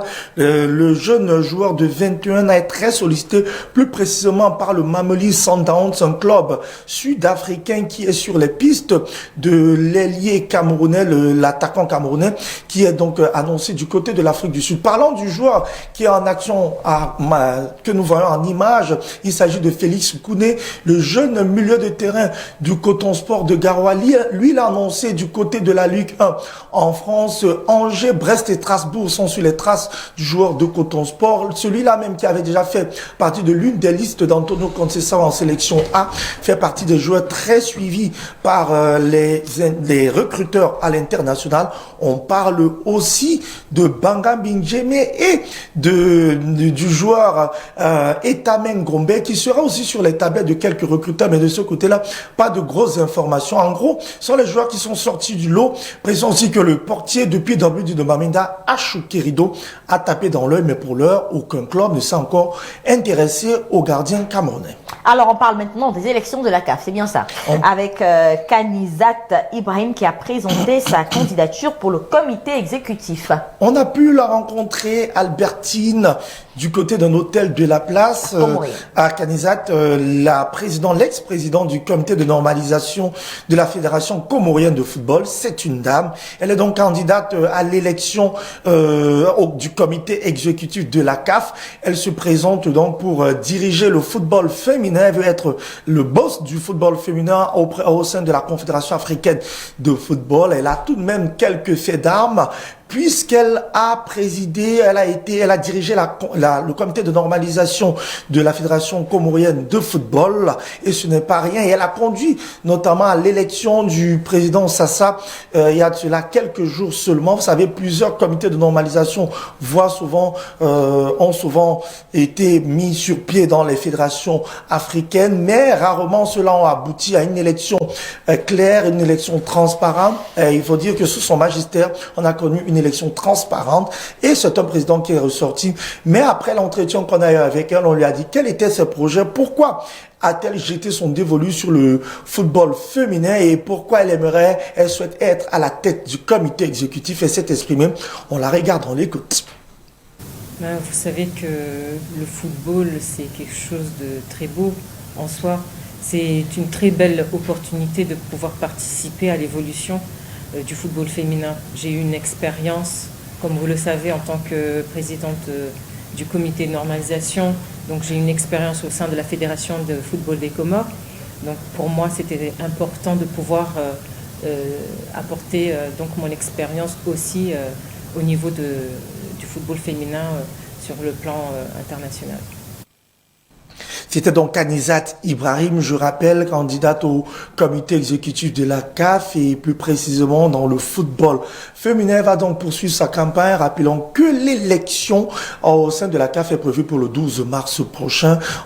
Déjà hier, on parlait de la candidature d'Augustin Senghor, l'un des candidats. Je vous dis, c'est une élection très très attendue, Albertine. Et on aura donc en intégralité cet échange que vous avez eu avec Kanizat Ibrahim dans nos prochaines éditions d'informations sur B-News One. On parle de tennis cette fois-ci, et là, je m'assois très bien pour vous écouter, notamment du Open d'Australie, le kick-off qui a donc eu lieu hier avec quelques personnes déjà qui n'ont pas fait bonne figure. Je parle à Gaël Monfils par exemple. Entre autres, vous avez bien fait, je sais que c'est votre coup de cœur, Albertine. Précisons que la compétition elle a été reportée, on a annoncé qu'elle devait commencer. Bref, vous savez, sous le climat du Covid-19, quelques défections, mais en gros, elle a pris part. On a commencé, on voit en image le numéro 1 mondial, s'est donc débarrassé de Jérémy Chardy, c'était hier lors du premier tour, 3-7-0, 6-3, 6-1, 6-2. Novak Djokovic a fait une bouffée du français. Il est donc qualifié pour le deuxième tour de la compétition qui a démarré, je le dis, du côté de Melbourne hier. On va poursuivre avec les différents résultats toujours sur le tableau masculin. On va prendre certainement Dominic Thiem qui s'est aussi débarrassé de son adversaire sur 3-7, mais pas aussi facilement que le Serbe tout à l'heure, puisqu'il a dû ravacher avec un tie-break. Chez les dames, on voit celle-là qui est âgée de 40 ans. Il s'agit qui revient. Il s'agit bien sûr de Venus Williams qui s'est aussi imposée face à Kristen Fritz-Kens sur 2-7, 7-5, 6-2. Elle a dominé son adversaire. Elle passe pour le second tour. Rappelons que l'américaine avait déjà passé plusieurs années, plusieurs mois sans prendre part à une rencontre officielle. Sa petite sœur, quant à elle, elle se porte bien, mais elle occupe tout de même le 10e rang pour l'heure. Serena Williams s'est aussi imposée très facilement au premier tour. 6-1, 6-1, très simple. Elle a été correcte, clinique, comme on le dit dans le jargon, face à son adversaire Laura Siegmund. Et c'était en 2-7, 6-1, 6-1, tout comme sa grande sœur, la cadette des sœurs Williams, se qualifie aussi pour pour la suite du tournoi. Rappelons, Albertine, que c'est une compétition qui va donc aller du 8 février, date du kick-off, jusqu'au 21 février prochain. Malheureusement, chez les dames, on va noter tout de même, oui, c'est une belle perf, puisque Naomi Osaka, la japonaise, qui a aussi des origines noires, c'est donc jamaïcaine pour être plus précis. Naomi Osaka s'est donc aussi débarrassée de son adversaire sur le score de 6-1, 6-2. Pas de grosse surprise, mais vous parliez tout à l'heure de Gaël Monfils qui a mordu la poussière. Il faut dire que les Français n'ont plus le vent en poupe parlant de cette discipline. Plus de Joe Wilfried Tsonga, plus de Gaël Monfils, de Richard Gasquet qui joue les premiers rôles sur le tennis international. Et parlant des Africains, on espère que Kevin Anderson, le Sud-Africain, pourra hausser très haut l'étendard du tennis africain, mais disons quand même que ça sera très très difficile. Ça sera difficile. Il y a Dominic Thiem et Novak Djokovic en ligne de front et ce sera avec difficile. Medvedev aussi. Avec Medvedev et tout ça, ce sera difficile. Et Nadal qui est aussi qualifié pour le second tour. On espère donc qu'on nous verra de nouveaux visages. Sinon, ceux qui sont déjà là, c'est déjà bien à voir. On termine avec le basketball. Et vous nous parlez encore de ces Camerounais qui font des merveilles. De l'autre côté, Pascal Siakam, par exemple, qui s'est encore fait remarquer. Albertine, il faut dire qu'on en parle et on en reparle. Les Camerounais NBA sont très très en forme. Joel Embiid avait terminé meilleur joueur de la conférence S. On parle du mois. Il y a de cela justement le mois dernier. Et depuis quelques temps, ce sont des performances XXL qui sont enchaînées par Pascal Siakam du côté de la NBA cette nuit. À nouveau, il en a remis. Il faut dire que la nuit dernière, c'était plus de 30 points. Cette nuit, avec le concours de la réalisation, on verra encore cette belle prestation des Toronto Raptors. On peut déjà le voir. Pascal Siakam et son coéquipier Fred VanVleet ont donc fait une belle prestation. On voit avec 32,6 Pascal Siakam a permis à sa franchise de s'imposer cette nuit en NBA et ça fait encore une autre prestation au-dessus de la moyenne. On espère donc, pourquoi pas, voir à nouveau ces Camerounais faire partie du All-Star Game. All-Star Game qui est bien sûr ces matchs où on retrouve les 5 meilleurs de chaque conférence et on espère qu'ils feront partie des 5 majeurs de chaque conférence pour représenter notre si beau pays, le 237 Cameroun. Merci Franck pour le point sport de ce matin, 7h50. Je le rappelle, on parlera tout à l'heure avec la secrétaire nationale du SINES, le syndicat national des enseignants du supérieur, de cette grève qui est donc en vigueur depuis hier lundi dans les universités d'État du pays. Les enseignants ont décidé de reconduire ce mot de grève qui avait été, ce mot d'ordre de grève qui avait été suspendu il y a quelques jours. Il avait d'abord été lancé le 25 janvier dernier, puis suspendu. Ils sont revenus, ils estiment que l'on n'a pas achevé le paiement, la procédure de paiement de cette prime spéciale à la modernisation et à la recherche pour ce qui est de la tranche de décembre. Nous aurons tout à l'heure le docteur Wangan Fotso qui a décidé de réagir ce matin au passage du chef Selcom de la cellule du municipal, cellule de communication du municipal, monsieur Jean-Paul Bia, le professeur Jean-Paul Bia plus précisément, qui s'exprimait donc hier à notre 20h et qui estimait que le mouvement que lance aujourd'hui le SINES est antipatriotique. Il disait également, vous allez le suivre tout à l'heure, que le ministère avait mis en œuvre beaucoup de moyens pour que la situation se déroule bien et qu'il était donc surpris. Au ministère, ils étaient surpris par cette décision du SINES. Le SINES qui voudrait donc également réagir ce matin. On en parlera. On parlera également du point net, vous le savez, vers la fin avec Laetitia Desbilons qui reviendra sur des actualités qui font le tour du net. Samuel Eto'o, par exemple, qu'on a vu en Zomlois, une sortie de coco ajonté qui choque la toile. Et puis on parlera également de l'expression du jour avec l'expression choisie par Vincenzo, c'est ton prélude. Qu'est-ce que cela veut dire et d'où part l'origine de cette expression-là? Ce sera dans les coups de 8h et 40 minutes. À tout de suite.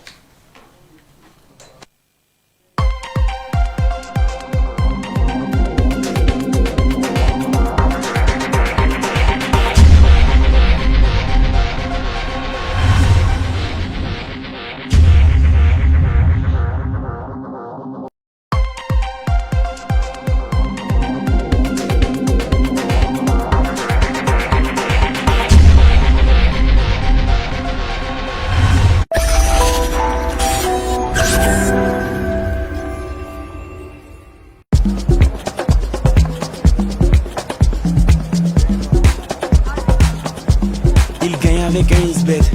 Et vous? Il gagne avec un Isbet. Et vous? Il gagne avec un Isbet. Et vous? Il gagne avec un Isbet. Et vous? Un Isbet. Bookmaker Company. Since 2012, we have made the popularization of national public policies a priority.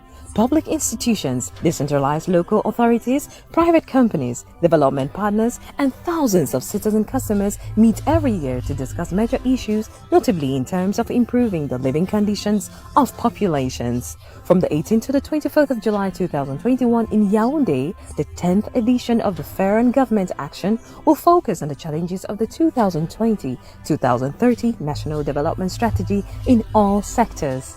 SAGO 2021 program, exhibition, public conferences, and meetings. For more information, contact the event management agency Mon Communicateur on 677-886322 or on www.sago.cm. 2020. Salon de l'action gouvernementale, la vitrine du Cameroun.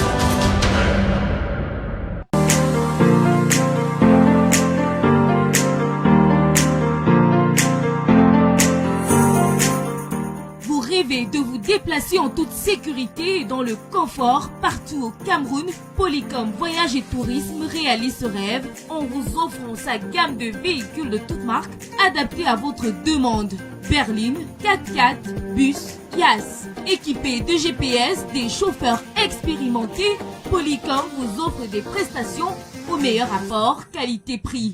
Polycom Voyage et Tourisme est situé au quartier Vogada, face Mirador Hôtel. Réservez dès maintenant votre véhicule au plus 237 222 229 790.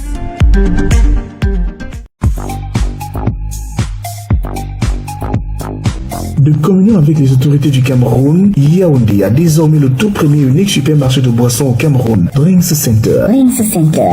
Drinks Center, regardez, appréciez, confirmez par vous-même que du bonheur. Jus, bière, vins et spiritueux, rien ne manque, tout y est. Drinks Center, c'est le carrefour des grandes marques de boissons camerounaises, africaines et mondiales. Le tout premier supermarché de boissons au Cameroun est situé à Yaoundé, route des Ligaisons à quelques mètres de l'immeuble Jaco. Contact Drinks Center, achetez l'esprit libre. Depuis 2012, nous avons fait de la vulgarisation des politiques publiques nationales une priorité. Institutions publiques, collectivités territoriales décentralisées, entreprises privées, partenaires au développement et des milliers de citoyens clients se donnent rendez-vous chaque année pour échanger sur des sujets d'importance majeure, portant notamment sur l'amélioration des conditions de vie des populations. Du 18 au 24 juillet 2021 à Yaoundé, la 10e édition du Salon de l'action gouvernementale sera axée sur les enjeux de la stratégie nationale de développement 2020-2030 dans tous les secteurs. Au programme du SAGO 2021, expositions, conférences publiques et de nombreuses rencontres. Pour plus d'informations, contactez le cabinet événementiel Mon Communicateur au 677 88 63 22 ou sur www.sago.cm. Salon de l'action gouvernementale, la vitrine du Cameroun.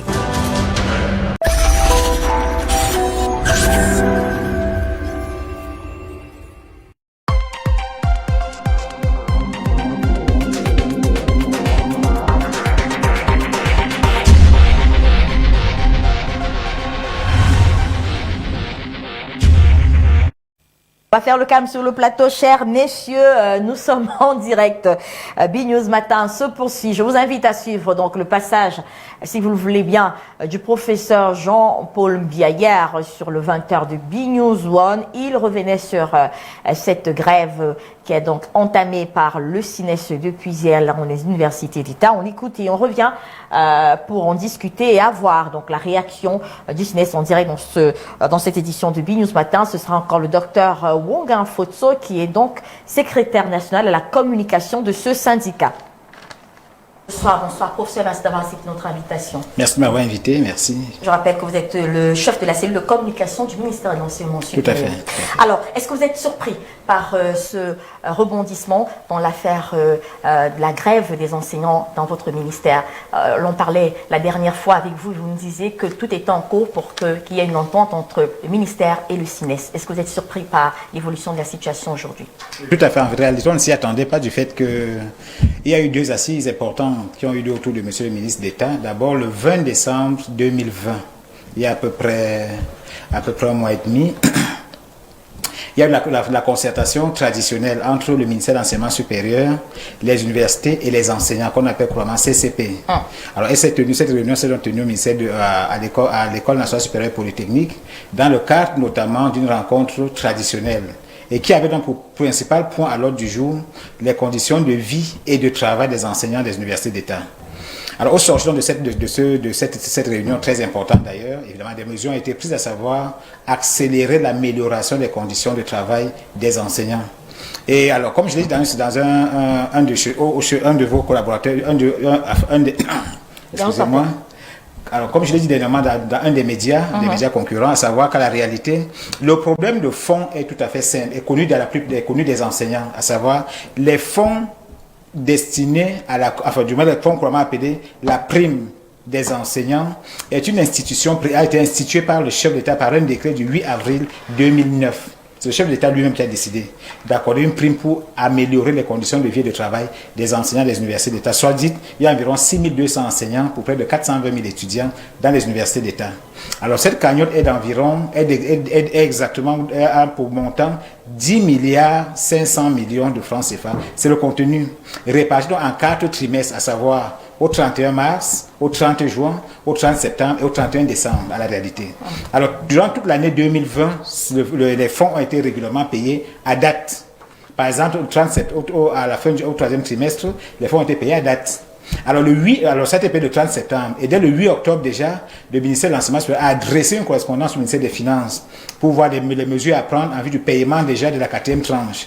Et ça a relativement traîné du fait qu'effectivement, il y avait donc quelques arbitrages, parce qu'il y a ce qu'on appelle au ministère des Finances les arbitrages de souveraineté. Donc, évidemment, c'est le bon vouloir, c'est-à-dire en fonction des urgences, des impératifs de la souveraineté d'État, on choisit de payer telle prime et non telle autre prime, tout simplement. Alors, d'après les informations qui ont été rendues publiques par le SINES, justement, les paiements ont commencé, mais à ce jour, près de 2000 enseignants restent sans avoir reçu leur allocation. Est-ce que cela ne traduit pas un dysfonctionnement, justement, dans le processus de paiement de ces derniers? Tu ne peux pas parler de dysfonction, parce que les fonds, comme je vous l'ai dit, sont domiciliés au ministère des Finances. Et comme je l'ai dit, le ministère des Finances... Il décide de payer certains et pas d'autres. Non, tout le monde est toujours payé. C'est environ 6200 enseignants dans les universités d'État du Cameroun, à peu près. Alors, ces fonds, c'est 10,5 milliards de francs CFA répartis en 4 trimestres, c'est-à-dire à peu près dans les 2 milliards et poussières pour chaque trimestre. Et c'est régulièrement payé, ça a toujours été le cas. Alors, un syndicaliste nous a demandé tout récemment au ministère de l'Enseignement supérieur, pourquoi est-ce que ça fait problème quand il s'agit des enseignants du supérieur? Ailleurs, il n'y a pas de problème. Et comme je vous l'ai dit, effectivement, les fonds ne sont pas domiciliés au ministère de l'Enseignement supérieur, ils sont domiciliés au ministère des Finances. Et il y a toute une série de procédures administratives qui aboutissent donc, effectivement, à ce que ces fonds puissent être débloqués. Il y a à peine 4 jours, le ministre d'État a reçu la délégation du SINES, conduite par le secrétaire général et des membres d'État, environ 7 personnes, au cours d'un entretien qui a duré près de 3 heures de temps. Et au sortir de cet entretien, le ministre d'État a même souhaité qu'il y ait une rencontre instituée de façon mensuelle, c'est-à-dire entre le SINES et le ministère de l'Enseignement supérieur. Parce que, dit en passant, il y a 4 syndicats. Et c'est l'un des syndicats les plus virulents d'ailleurs. Mais maintenant, on leur a au moins reproché ce qu'on appelle l'éthique en matière notamment dans le domaine de l'enseignement supérieur. Alors, vous envoyez un préavis de grève le 15 et vous voulez engager une grève 4 ou 5 jours après. C'est un peu trop brusque. Laissez au moins à l'autorité souveraine le temps de s'organiser pour voir comment régler cette Vous reconnaissez quand même qu'à ce jour, tous les enseignants n'ont pas encore reçu? Non, tous n'ont pas reçu jusqu'à ce jour. En réalité, c'est comme je vous dis, c'est de A à Z. Et le paiement se suit jour après jour, on paye jour après jour.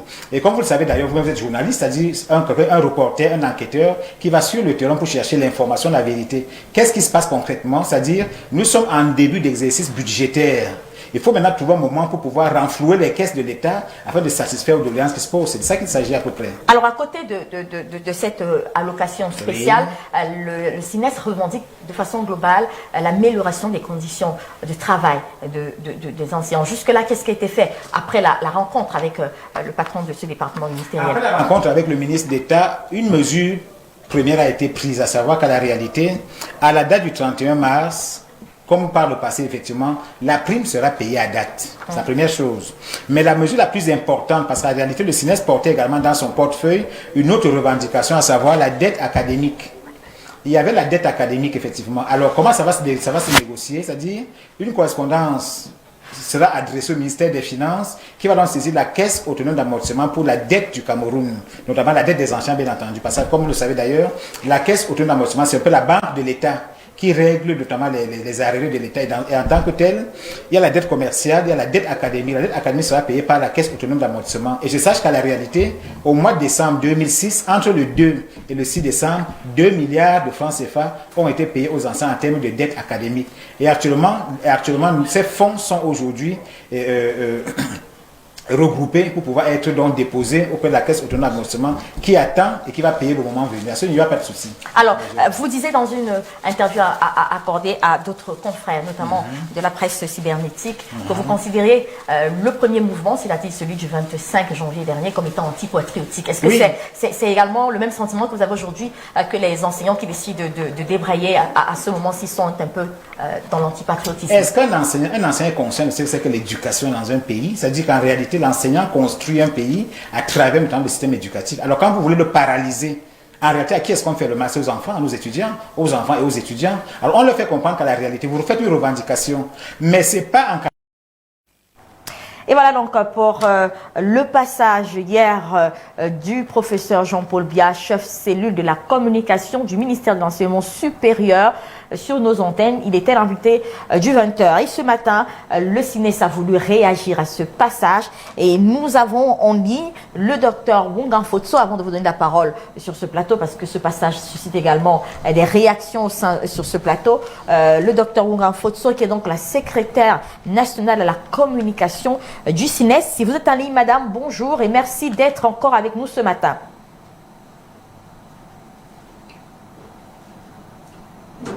Et en attendant que le docteur Fosso soit donc avec nous, une réaction, Constant, vous voulez réagir? Oui, Albertine. Ce qui corse un peu l'esprit ce matin, c'est la notion d'antipatriotique.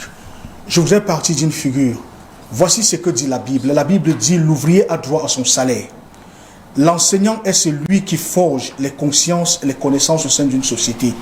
Je voudrais également partir de quelque chose que disent souvent les humoristes quand ils regardent les billets d'argent que nous avons chez nous.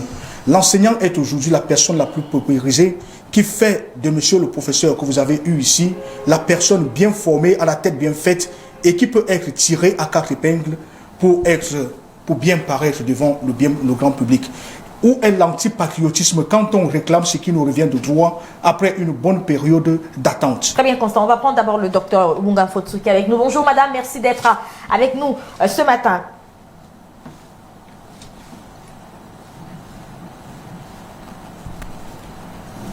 On va continuer le temps qu'elle soit au point. Le docteur Wongan Fotso qui est manifestement en ligne. Bonjour, docteur. Merci d'être avec nous ce matin encore.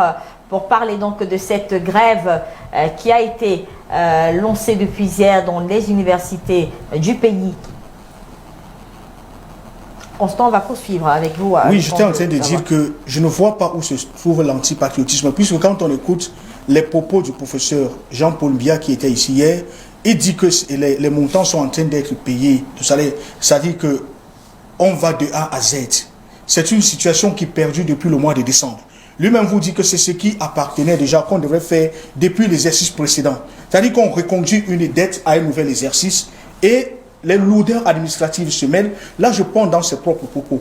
Les lourdeurs administratives se mêlent et les enseignants sont en train d'attendre. Vous nous avez envoyé un post tout à l'heure ici qui montre un peu. Voici le salaire de base, je ne sais pas si c'est celui d'un chargé de cours, vous nous l'avez envoyé. Voici le montant de base ici. On parle de 194 000 et 15 000 francs CFA. Là-dedans, on a des coupes infinies. Et c'est l'impôt sur le revenu de la personne physique qui se chiffre à quelque chose comme 8 056 francs. Les retenues de crédit foncier, 1 780. Et redevance audiovisuelle CRTV, 750. Taxes communales, on dit le matin, je voudrais m'inspirer encore, je vais revenir sur le propos que j'ai commencé. On dit, la même Bible nous dit que l'homme sort de sa maison le matin, va à son ouvrage et rentre retrouver sa famille à la maison le soir. Je voudrais savoir l'esprit qui peut habiter un professeur d'université quand il va et qu'il sait que lui, il va à la formation des jeunes citoyens. Quel peut être son moral quand il revient chez lui le soir et trouve que toute sa famille est en difficulté alors que lui, il est en train d'attendre un salaire qui arrive au bout de 35 jours, d'un mois infini. Je voudrais savoir la réaction. Là, on est au sein de la société. Parce qu'une société se fabrique des modèles et pour être à l'aise dans sa tête, pour avoir une tête bien faite, il faut déjà commencer par avoir de la lourdeur dans ses poches. Savoir que quand on va quelque part, on est rémunéré pour ceux dont on travaille. Alors, vous voulez réagir après la sortie. Avec qui nous avons eu un échange. Je crois que le professeur Diane ne pense pas si bien le dit. Il a fait là une extension des dysfonctionnements liés au paiement de la prime à la recherche des enseignants de l'université. Je crois que c'est une hypothèque grave qu'on place là sur le développement même du Cameroun, je dirais même l'émergence du Cameroun. Parce que vous savez, le président de la République a fixé l'émergence à l'horizon 2035. On ne peut pas avoir fixé l'émergence et hypothéquer la recherche. C'est hypothéquer même l'avenir du pays. Parce que, vous savez, l'université donne les clés de pouvoir décrypter tout ce qui est complexe. Et l'émergence ici peut être considérée comme l'industrialisation même du pays. Très bien, on va prendre une petite transition, des petits soucis avec la technique ce matin, avant de revenir pour poursuivre cet échange autour de la grève organisée par le CINES dans les universités d'État depuis hier lundi. On espère qu'on aura à cette occasion-là la possibilité d'échanger ce matin avec le docteur Munga Fotso, qui est donc la secrétaire nationale à la communication de ce syndicat. Tout de suite.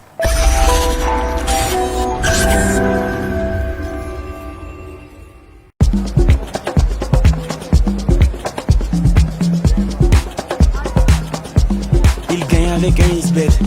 Et vous? Il gagne avec un Isbet. Et vous? Il gagne avec un Isbet. Et vous? Il gagne avec un Isbet. Et vous? Un Isbet. Bookmaker Company. Since 2012, we have made the popularization of national public policies a priority. Public institutions, decentralized local authorities, private companies, development partners, and thousands of citizen customers meet every year to discuss major issues, notably in terms of improving the living conditions of populations. From the 18th to the 24th of July 2021 in Yaoundé, the 10th edition of the Fair and Government Action will focus on the challenges of the 2020-2030 National Development Strategy in all sectors. SAGO 2021 program, exhibition, public conferences, and meetings. For more information, contact the Event Management Agency Mon Communicateur on 677-886322 or on www.sago.cm. 2020. Salon de l'action gouvernementale, la vitrine du Cameroun.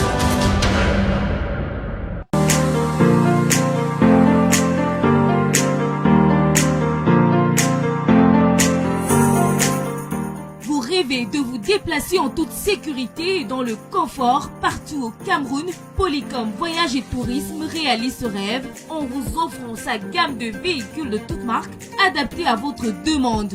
berline, 4x4, bus, Yas. Équipés de GPS, des chauffeurs expérimentés, Polycom vous offre des prestations au meilleur rapport qualité-prix. Polycom Voyage et Tourisme est situé au quartier Vogada, face Mirador Hôtel. Réservez dès maintenant votre véhicule au plus 237 222 229 790.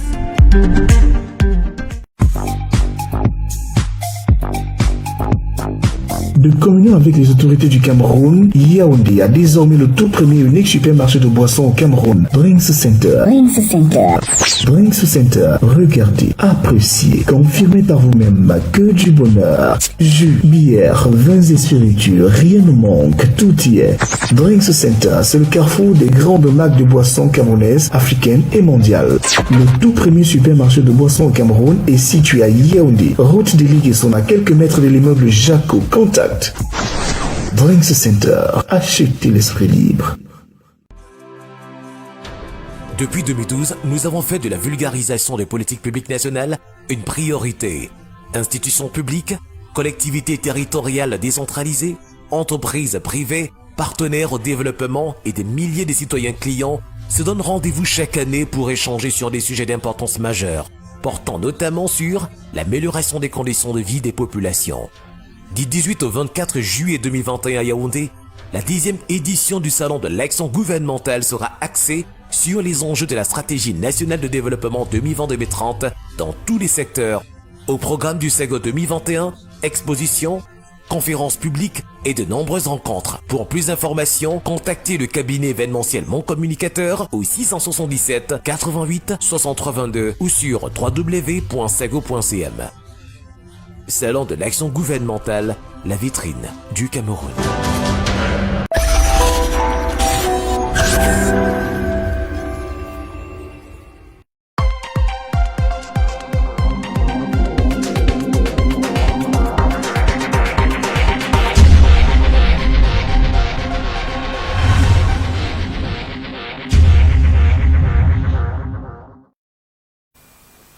Ce matin, on a déjà donc le docteur Wunga Mfotso sur notre ligne pour parler donc de cette grève engagée depuis hier dans les universités d'État par le CINES, la secrétaire nationale à la communication de ce syndicat. Bonjour docteur et merci d'être avec nous encore ce matin. Bonjour Albertine Bidiaga. Je disais tantôt que le bureau exécutif... Le docteur Wunga Mfotso qui nous entend, mais des difficultés à l'entendre nous de notre côté. Alors, lorsqu'on se séparait après la pause pub, Vicenzo, vous vouliez dire un mot au sujet donc de cette grève, mais notamment sur la sortie du professeur Jean-Paul Biya qui était sur le plateau de notre 20h hier et qui estimait donc que cette seconde partie de la grève, on va l'appeler ainsi, était un peu antipatriotique. Il s'appuyait là sur le sort des étudiants et il estimait que les enseignants n'ont pas pensé au sort des étudiants en décidant de tout simplement abandonner les amphis. Quel est votre avis sur le sujet? À son avis, les enseignants n'ont pas pensé au sort des étudiants. Mais je pense que les enseignants ont plus pensé à l'avenir du Cameroun. Parce qu'on l'a dit ici maintes fois, l'université, c'est un pôle de développement. L'université, n'a pas un rôle de décorum. Lorsqu'on ne paye pas la prime à la recherche, on peut bien se poser la question de savoir à quoi résulte l'émergence fixée par le président de la République. Je crois qu'il faut, à un moment donné, être sérieux. Ça, c'est le type de problème qu'on ne verra pas dans un autre pays. C'est très difficile. Pourquoi? Parce que les enseignants, vous savez, princesse Albertine Bidiaga, ailleurs, on magnifie la recherche à travers les prix Nobel. Et magnifier la recherche, c'est encourager le développement. Raison pour laquelle vous verrez des prix Nobel attribués aux universités chaque année. Parce qu'on encourage, c'est une manière d'encourager le développement. Le seul prix Nobel qui revient aux politiques, c'est le prix Nobel de la paix. Parce que c'est une façon d'encourager le politique à maintenir la paix afin que le développement y passe. Je crois qu'il faudrait que le Cameroun essaye de s'imprégner de tout ça et donner une certaine valeur ou alors donner de la valeur aux universités. Parce que je pense que l'émergence du Cameroun se fera également avec les universités. On espère qu'on pourra avoir finalement le docteur Ouran Fotso avant la fin de cette édition de la matinale Info B-News du matin. Mais en attendant, on va prendre la seconde partie de la revue de presse. Le temps que tout soit au point du côté de la régie pour la liaison téléphonique de ce matin. Seconde partie de la revue de presse justement qui va nous amener à parler de cette grève des enseignants du supérieur qui se poursuit ce mardi et fait également la une de quelques journaux. Le Jour par contre, lui, s'interroge sur le recrutement des enseignants du supérieur qui tarde véritablement à prendre corps. Une fois encore, c'est un problème qui concerne le ministère de l'enseignement supérieur. Et puis à l'international, on apprend que Blé Goudé prépare son retour en Côte d'Ivoire. C'est le contenu de la seconde partie de la revue de presse. À tout de suite.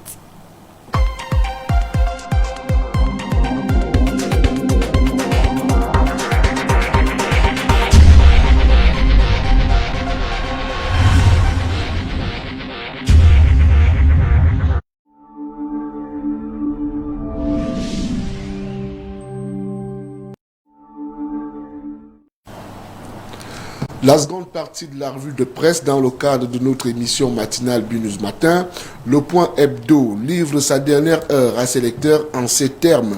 Limogé de Camtel en 2018, David Nkoto-Eman, accusé de multiples malversations financières dans la gestion de cette structure parapublique, du temps où il était directeur général, est depuis lors porté disparu des radars. Jurait-il d'une couverture bienveillante dans le sérail qui lui garantit une liberté certaine? La question se pose. La question continue à tarauder les esprits au moment où le ministre des Postes et Télécommunications s'acharne plutôt sur l'actuel directeur général pour des broutilles qui n'égalent en rien la gestion de Camtel par son prédécesseur et au journal de titrer David Nkoto-Eman, prédateur.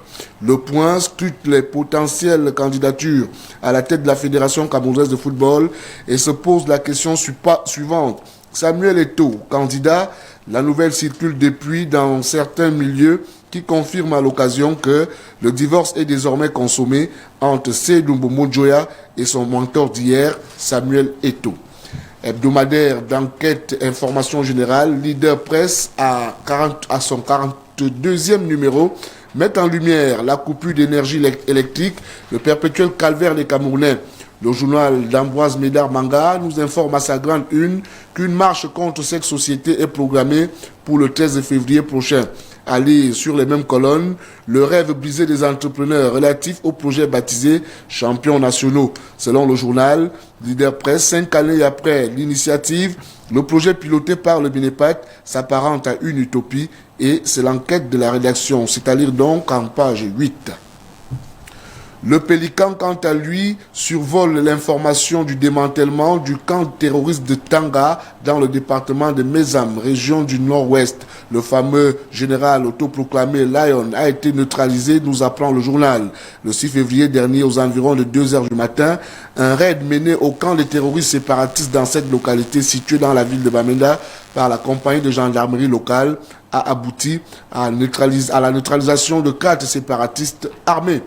Perspective d'Afrique au rendez-vous ce matin chez votre marchand de journaux revient sur les événements de Maotou dans la région du sud-ouest et nous renseigne que sur les mensonges de Human Rights Watch sur l'armée camerounaise. Le 4 février dernier, cette ONG a pondu un rapport sur les forces de défense et de sécurité. Selon ce journal, Human Rights Watch a définitivement mué en une organisation partisane de l'insécurité dans les régions du nord-ouest et du sud-ouest. L'analyse des rapports non fondés et fanatiques de cette organisation non gouvernementale, c'est-à-dire dans les colonnes de Perspective d'Afrique. Organisation du championnat d'Afrique 2020, mission accomplie. C'est le titre qui barre la manchette de Cameroun Tribune ce matin. De l'avis des participants et de nombreux observateurs, le Cameroun vient d'organiser l'un des tout meilleurs chans jusqu'ici, en tenant avec brio le pari des infrastructures dans un contexte difficile. Satisfaisant aussi au niveau technique, avec un niveau de jeu plutôt relevé. Quelques correctifs devront toutefois être apportés avant la CAN prévue dans un an. conclut le quotidien gouvernemental qui propose à ses lecteurs son dossier bilan des pages 35 à 40. Le Messager en kiosque écrit et cite Abdourahmane Amadou Baba en ces termes. Séraphin Fouda a travesti les directives de Paul Biya. Pour le président de l'Étoile filante de Garoua, le récent courrier du secrétaire général des services du Premier ministre n'a contribué qu'à envenimer le conflit entre la Ligue de football professionnel du Cameroun et la Fédération camerounaise de football. En pied de une, le Messager est à Fondjomokwet et relève cette controverse autour du décès de Joséphine Poguela. Entre soupçons d'empoisonnement et mort naturelle, la polémique continue au lendemain des obsèques de la princesse. Mutation à sa glande une évoque l'épineux problème de recrutement des enseignants d'université et titre le mystère et le coup de gomme. En effet, soulève le journal de la rue de l'aéroport, la liste des recrues est toujours attendue 3 mois après et les fonctionnaires en dehors de ceux du corps médical sont déclarés inéligibles. Les raisons à découvrir en page 5 du journal. Mutation en kiosque ce matin. Dans la même veine, la page 4 parle de la suite de cette grève engagée par les enseignants du supérieur dans les universités d'État. Le quotidien, quant à lui, parle de destruction d'une forteresse terroriste à Balangui. C'est dans le département de la Mémé, arrondissement de Kumba, dans la région du sud-ouest, où 2 entrepreneurs de la guerre ont été mis hors d'état de nuire. À en croire le journal de Brice Ngaba, ces 2 sécessionnistes étendaient leur zone d'exaction dans les localités de Ekiliwindi, Kumba, Mato, Malembe, Ediki et plusieurs encore. D'après les mêmes sources, ils seraient impliqués dans l'assassinat du 24 octobre dernier à Kumba, à l'école Moda Francisca International Bilingual Academy College, de 7 jeunes élèves innocents. Succession. Un second testament pour Victor Focho. C'est la une que propose le jour à ses lecteurs. Le quotidien bleu fait savoir que la fille Christelle Nadia Focho a porté plainte en France dans l'espoir que lumière soit faite sur les derniers jours du défunt industriel qu'elle dit avoir été manipulée pendant qu'il séjournait à l'American Hospital de Paris. En petite une, le journal raconte le quotidien des enfants de la rue. À lire également le bilan du Chan 2020 dressé par le journal Le Jour. En kiosque ce matin, Vision économique s'intéresse aux accidents de circulation et invoque en première de couverture les états généraux des transports pour mettre un terme à la saignée sur les routes. Pour le journal de la valeur ajoutée, la tenue de ce dialogue national permettra à tous les acteurs du secteur des transports d'arrêter de commun accord des solutions à appliquer pour réduire, à défaut de mettre fin au fléau des accidents sur nos routes. L'essor ivoirien, et nous sommes là à l'escale internationale, l'essor ivoirien en kiosque ce matin renseigne qu'après un séjour carcéral à la Cour pénale internationale, Charles Blé Goudé négocie son retour au pays. L'ex-chef de la galaxie patriotique et ancien ministre pourrait revenir au Bercail dans les prochains jours. Et pour préparer son retour, Blé Goudé multiplie les contacts et planifie des rencontres avec des personnalités et membres du gouvernement actuel en Côte d'Ivoire. À la une du Figaro, Covid-19, question sur les capacités en réanimation. Le taux de patients dans les services de réanimation atteint désormais 64,5% pour l'ensemble du pays. Une proportion qui ne cesse de monter et fait craindre une nouvelle fois une saturation. Albertine, voilà la deuxième partie de la revue épluchée. Merci à vous, Donald, pour cette deuxième partie et dernière partie de la revue de presse de cette édition de BNews. Ce matin, toutes nos excuses, il est vraiment difficile d'avoir ce matin le docteur Wunga Fotso pour réagir à la sortie du CELCOM du ministère des Enseignements supérieurs hier, de l'enseignement supérieur hier sur nos antennes. Nous reviendrons certainement sur cette réaction dans nos prochaines éditions. Tout de suite, on prend le point net avec Laetitia Debilon qui nous a rejoint. Bonjour Laetitia. Bonjour Albertine, bonjour à la grande équipe de BNews Matin, bonjour aux millions de téléspectateurs de BNews One. J'adore vos couleurs. Merci. On prendra le point net après la transition, le temps de rappeler que vous allez revenir entre autres sur une sortie de l'artiste Coco Ajonté qui a fait polémique également sur la toile. On s'arrêtera également sur cette photo de Samuel Eto'o en attribut traditionnel. Certains estiment qu'il est déjà un homme blanc. Qu'est-ce que ça veut dire? Vous nous direz peut-être tout à l'heure. Et puis d'autres actualités à suivre au menu de votre point net. À tout de suite.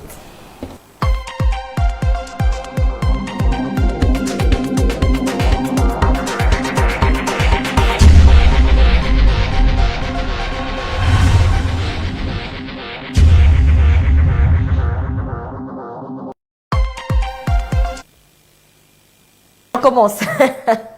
Et on commence donc avec cette photo de Samuel Eto'o en attribut traditionnel, chef traditionnel Samuel Eto'o qui effectue depuis quelques semaines un tour du Cameroun dans plusieurs régions du pays, tour qui officiellement rentre dans les cadres de son activité, des activités de sa fondation. Il était donc encore dans l'un de ces villages qu'il visite cette semaine et on a vu cette photo qui fait le tour en tribut traditionnel. Certains estiment qu'il est en mode zomlois. Voilà, donc c'est une photo qui ne passe pas inaperçue sur la toile. Après le Grand Nord, l'Est, c'est au tour du Sud d'accueillir le Grand Neuf, Samuel Eto'o, qui poursuit sa tournée d'onction de bénédiction traditionnelle. Donc la photo fait beaucoup parler de nombreux internautes. On aperçoit sur cette photo l'ancien capitaine des Lions indomptables, soi-disant en tenue de zomlois. La photo en elle-même suscite de nombreuses interrogations. Des internautes se demandent quelle est réellement la finalité d'une telle tournée et est-elle réellement la tenue du zomlois? On ne saurait le dire, Albertine. On se contente de prendre des informations qui font la une sur le net, mais nous déjà, peut-être on aura l'occasion d'accueillir un spécialiste sur la question, peut-être un chef traditionnel pour expliquer. Ce qui ressort, c'est un peu trop dit que... Non mais c'est aller dans besoin. Non, je pense tout simplement que comme il est de bon ton dans les villages, c'est juste une reconnaissance, on vous habille, voilà, on l'a vu au Nord avec... Justement, pourquoi ça n'a pas fait par le Nord? Voilà. Il a reçu les mêmes honneurs au Nord. Il ne faudrait pas qu'on aille chercher trop loin. Il est question ici, vous avez dit qu'il est de la tournée du pays qu'il effectue depuis quelques jours. C'est dans le cadre de sa fondation. Que fait la fondation Samuel Eto'o? Il répond aux cris des personnes déshéritées. Il leur apporte un peu de bonheur, comme il a distillé quand il était sur les stades de football. Beaucoup d'enfants l'ont vu jouer. Aujourd'hui, qu'il aille peut-être au milieu de ceux qui ont le cœur et l'esprit dans l'abattement, ça peut être un espoir. Maintenant, s'il est reconnu par une communauté et qu'il est ennobli, ça c'est une tenue traditionnelle dans le Grand Sud. Peut-être on vous l'avait dit, dans le Nord, on l'a vu avec la Gandoura et voilà. La chichia. Et une chichia sur la tête. Je pense que c'est la reconnaissance d'un enfant du pays qui revient au terroir, rendre visite à ses parents. Et bon, avec un chasse-mouche, ça lui permet également d'avancer. Et puis, Samuel Eto'o est issu d'une zone côtière, si je m'abuse. Et je pense que le ballet, il connaît bien la signification du ballet dans cette partie du pays. Et voilà donc pour cette tenue de Samuel Eto'o qui fait parler. Alors, l'autre arrêt ce matin, c'est cette sortie de Coco Ajonté qui choque plutôt. Tout à fait, c'est en direct des studios de la NCI, la Nostalgie Côte d'Ivoire, qui est une télévision ivoirienne. Au cours d'une émission, la diva camerounaise Coco Ajonté fait des révélations choquantes qui interpelle de nombreux internautes. Il s'agit de l'éducation sexuelle de sa fille de 12 ans. La chanteuse affirme au cours de cette émission présentée par Yves Dembella que sa fille, je cite, sait qu'il faut utiliser les pilules et d'ailleurs elle en prend déjà. Voyant l'âge de la fillette, les internautes sont choqués face à la révélation de l'artiste. On peut avoir un bout de la révélation avec le concours de la technique. Je sais pas. Peut-être pas. Voilà. On n'aura pas cette révélation cet extrait-là, mais au cours de cette émission, justement, Coco Ajonté affirme que sa fille prend des pilules alors qu'elle n'a que 12 ans. Voilà, donc c'est C'est un petit peu ça qui choque et je vous assure, on a allé à plus de 56 000 commentaires et la vidéo a été regardée plus de 106 000 fois. Oui, je crois, écoutez, ça pose le réel problème de l'utilisation des réseaux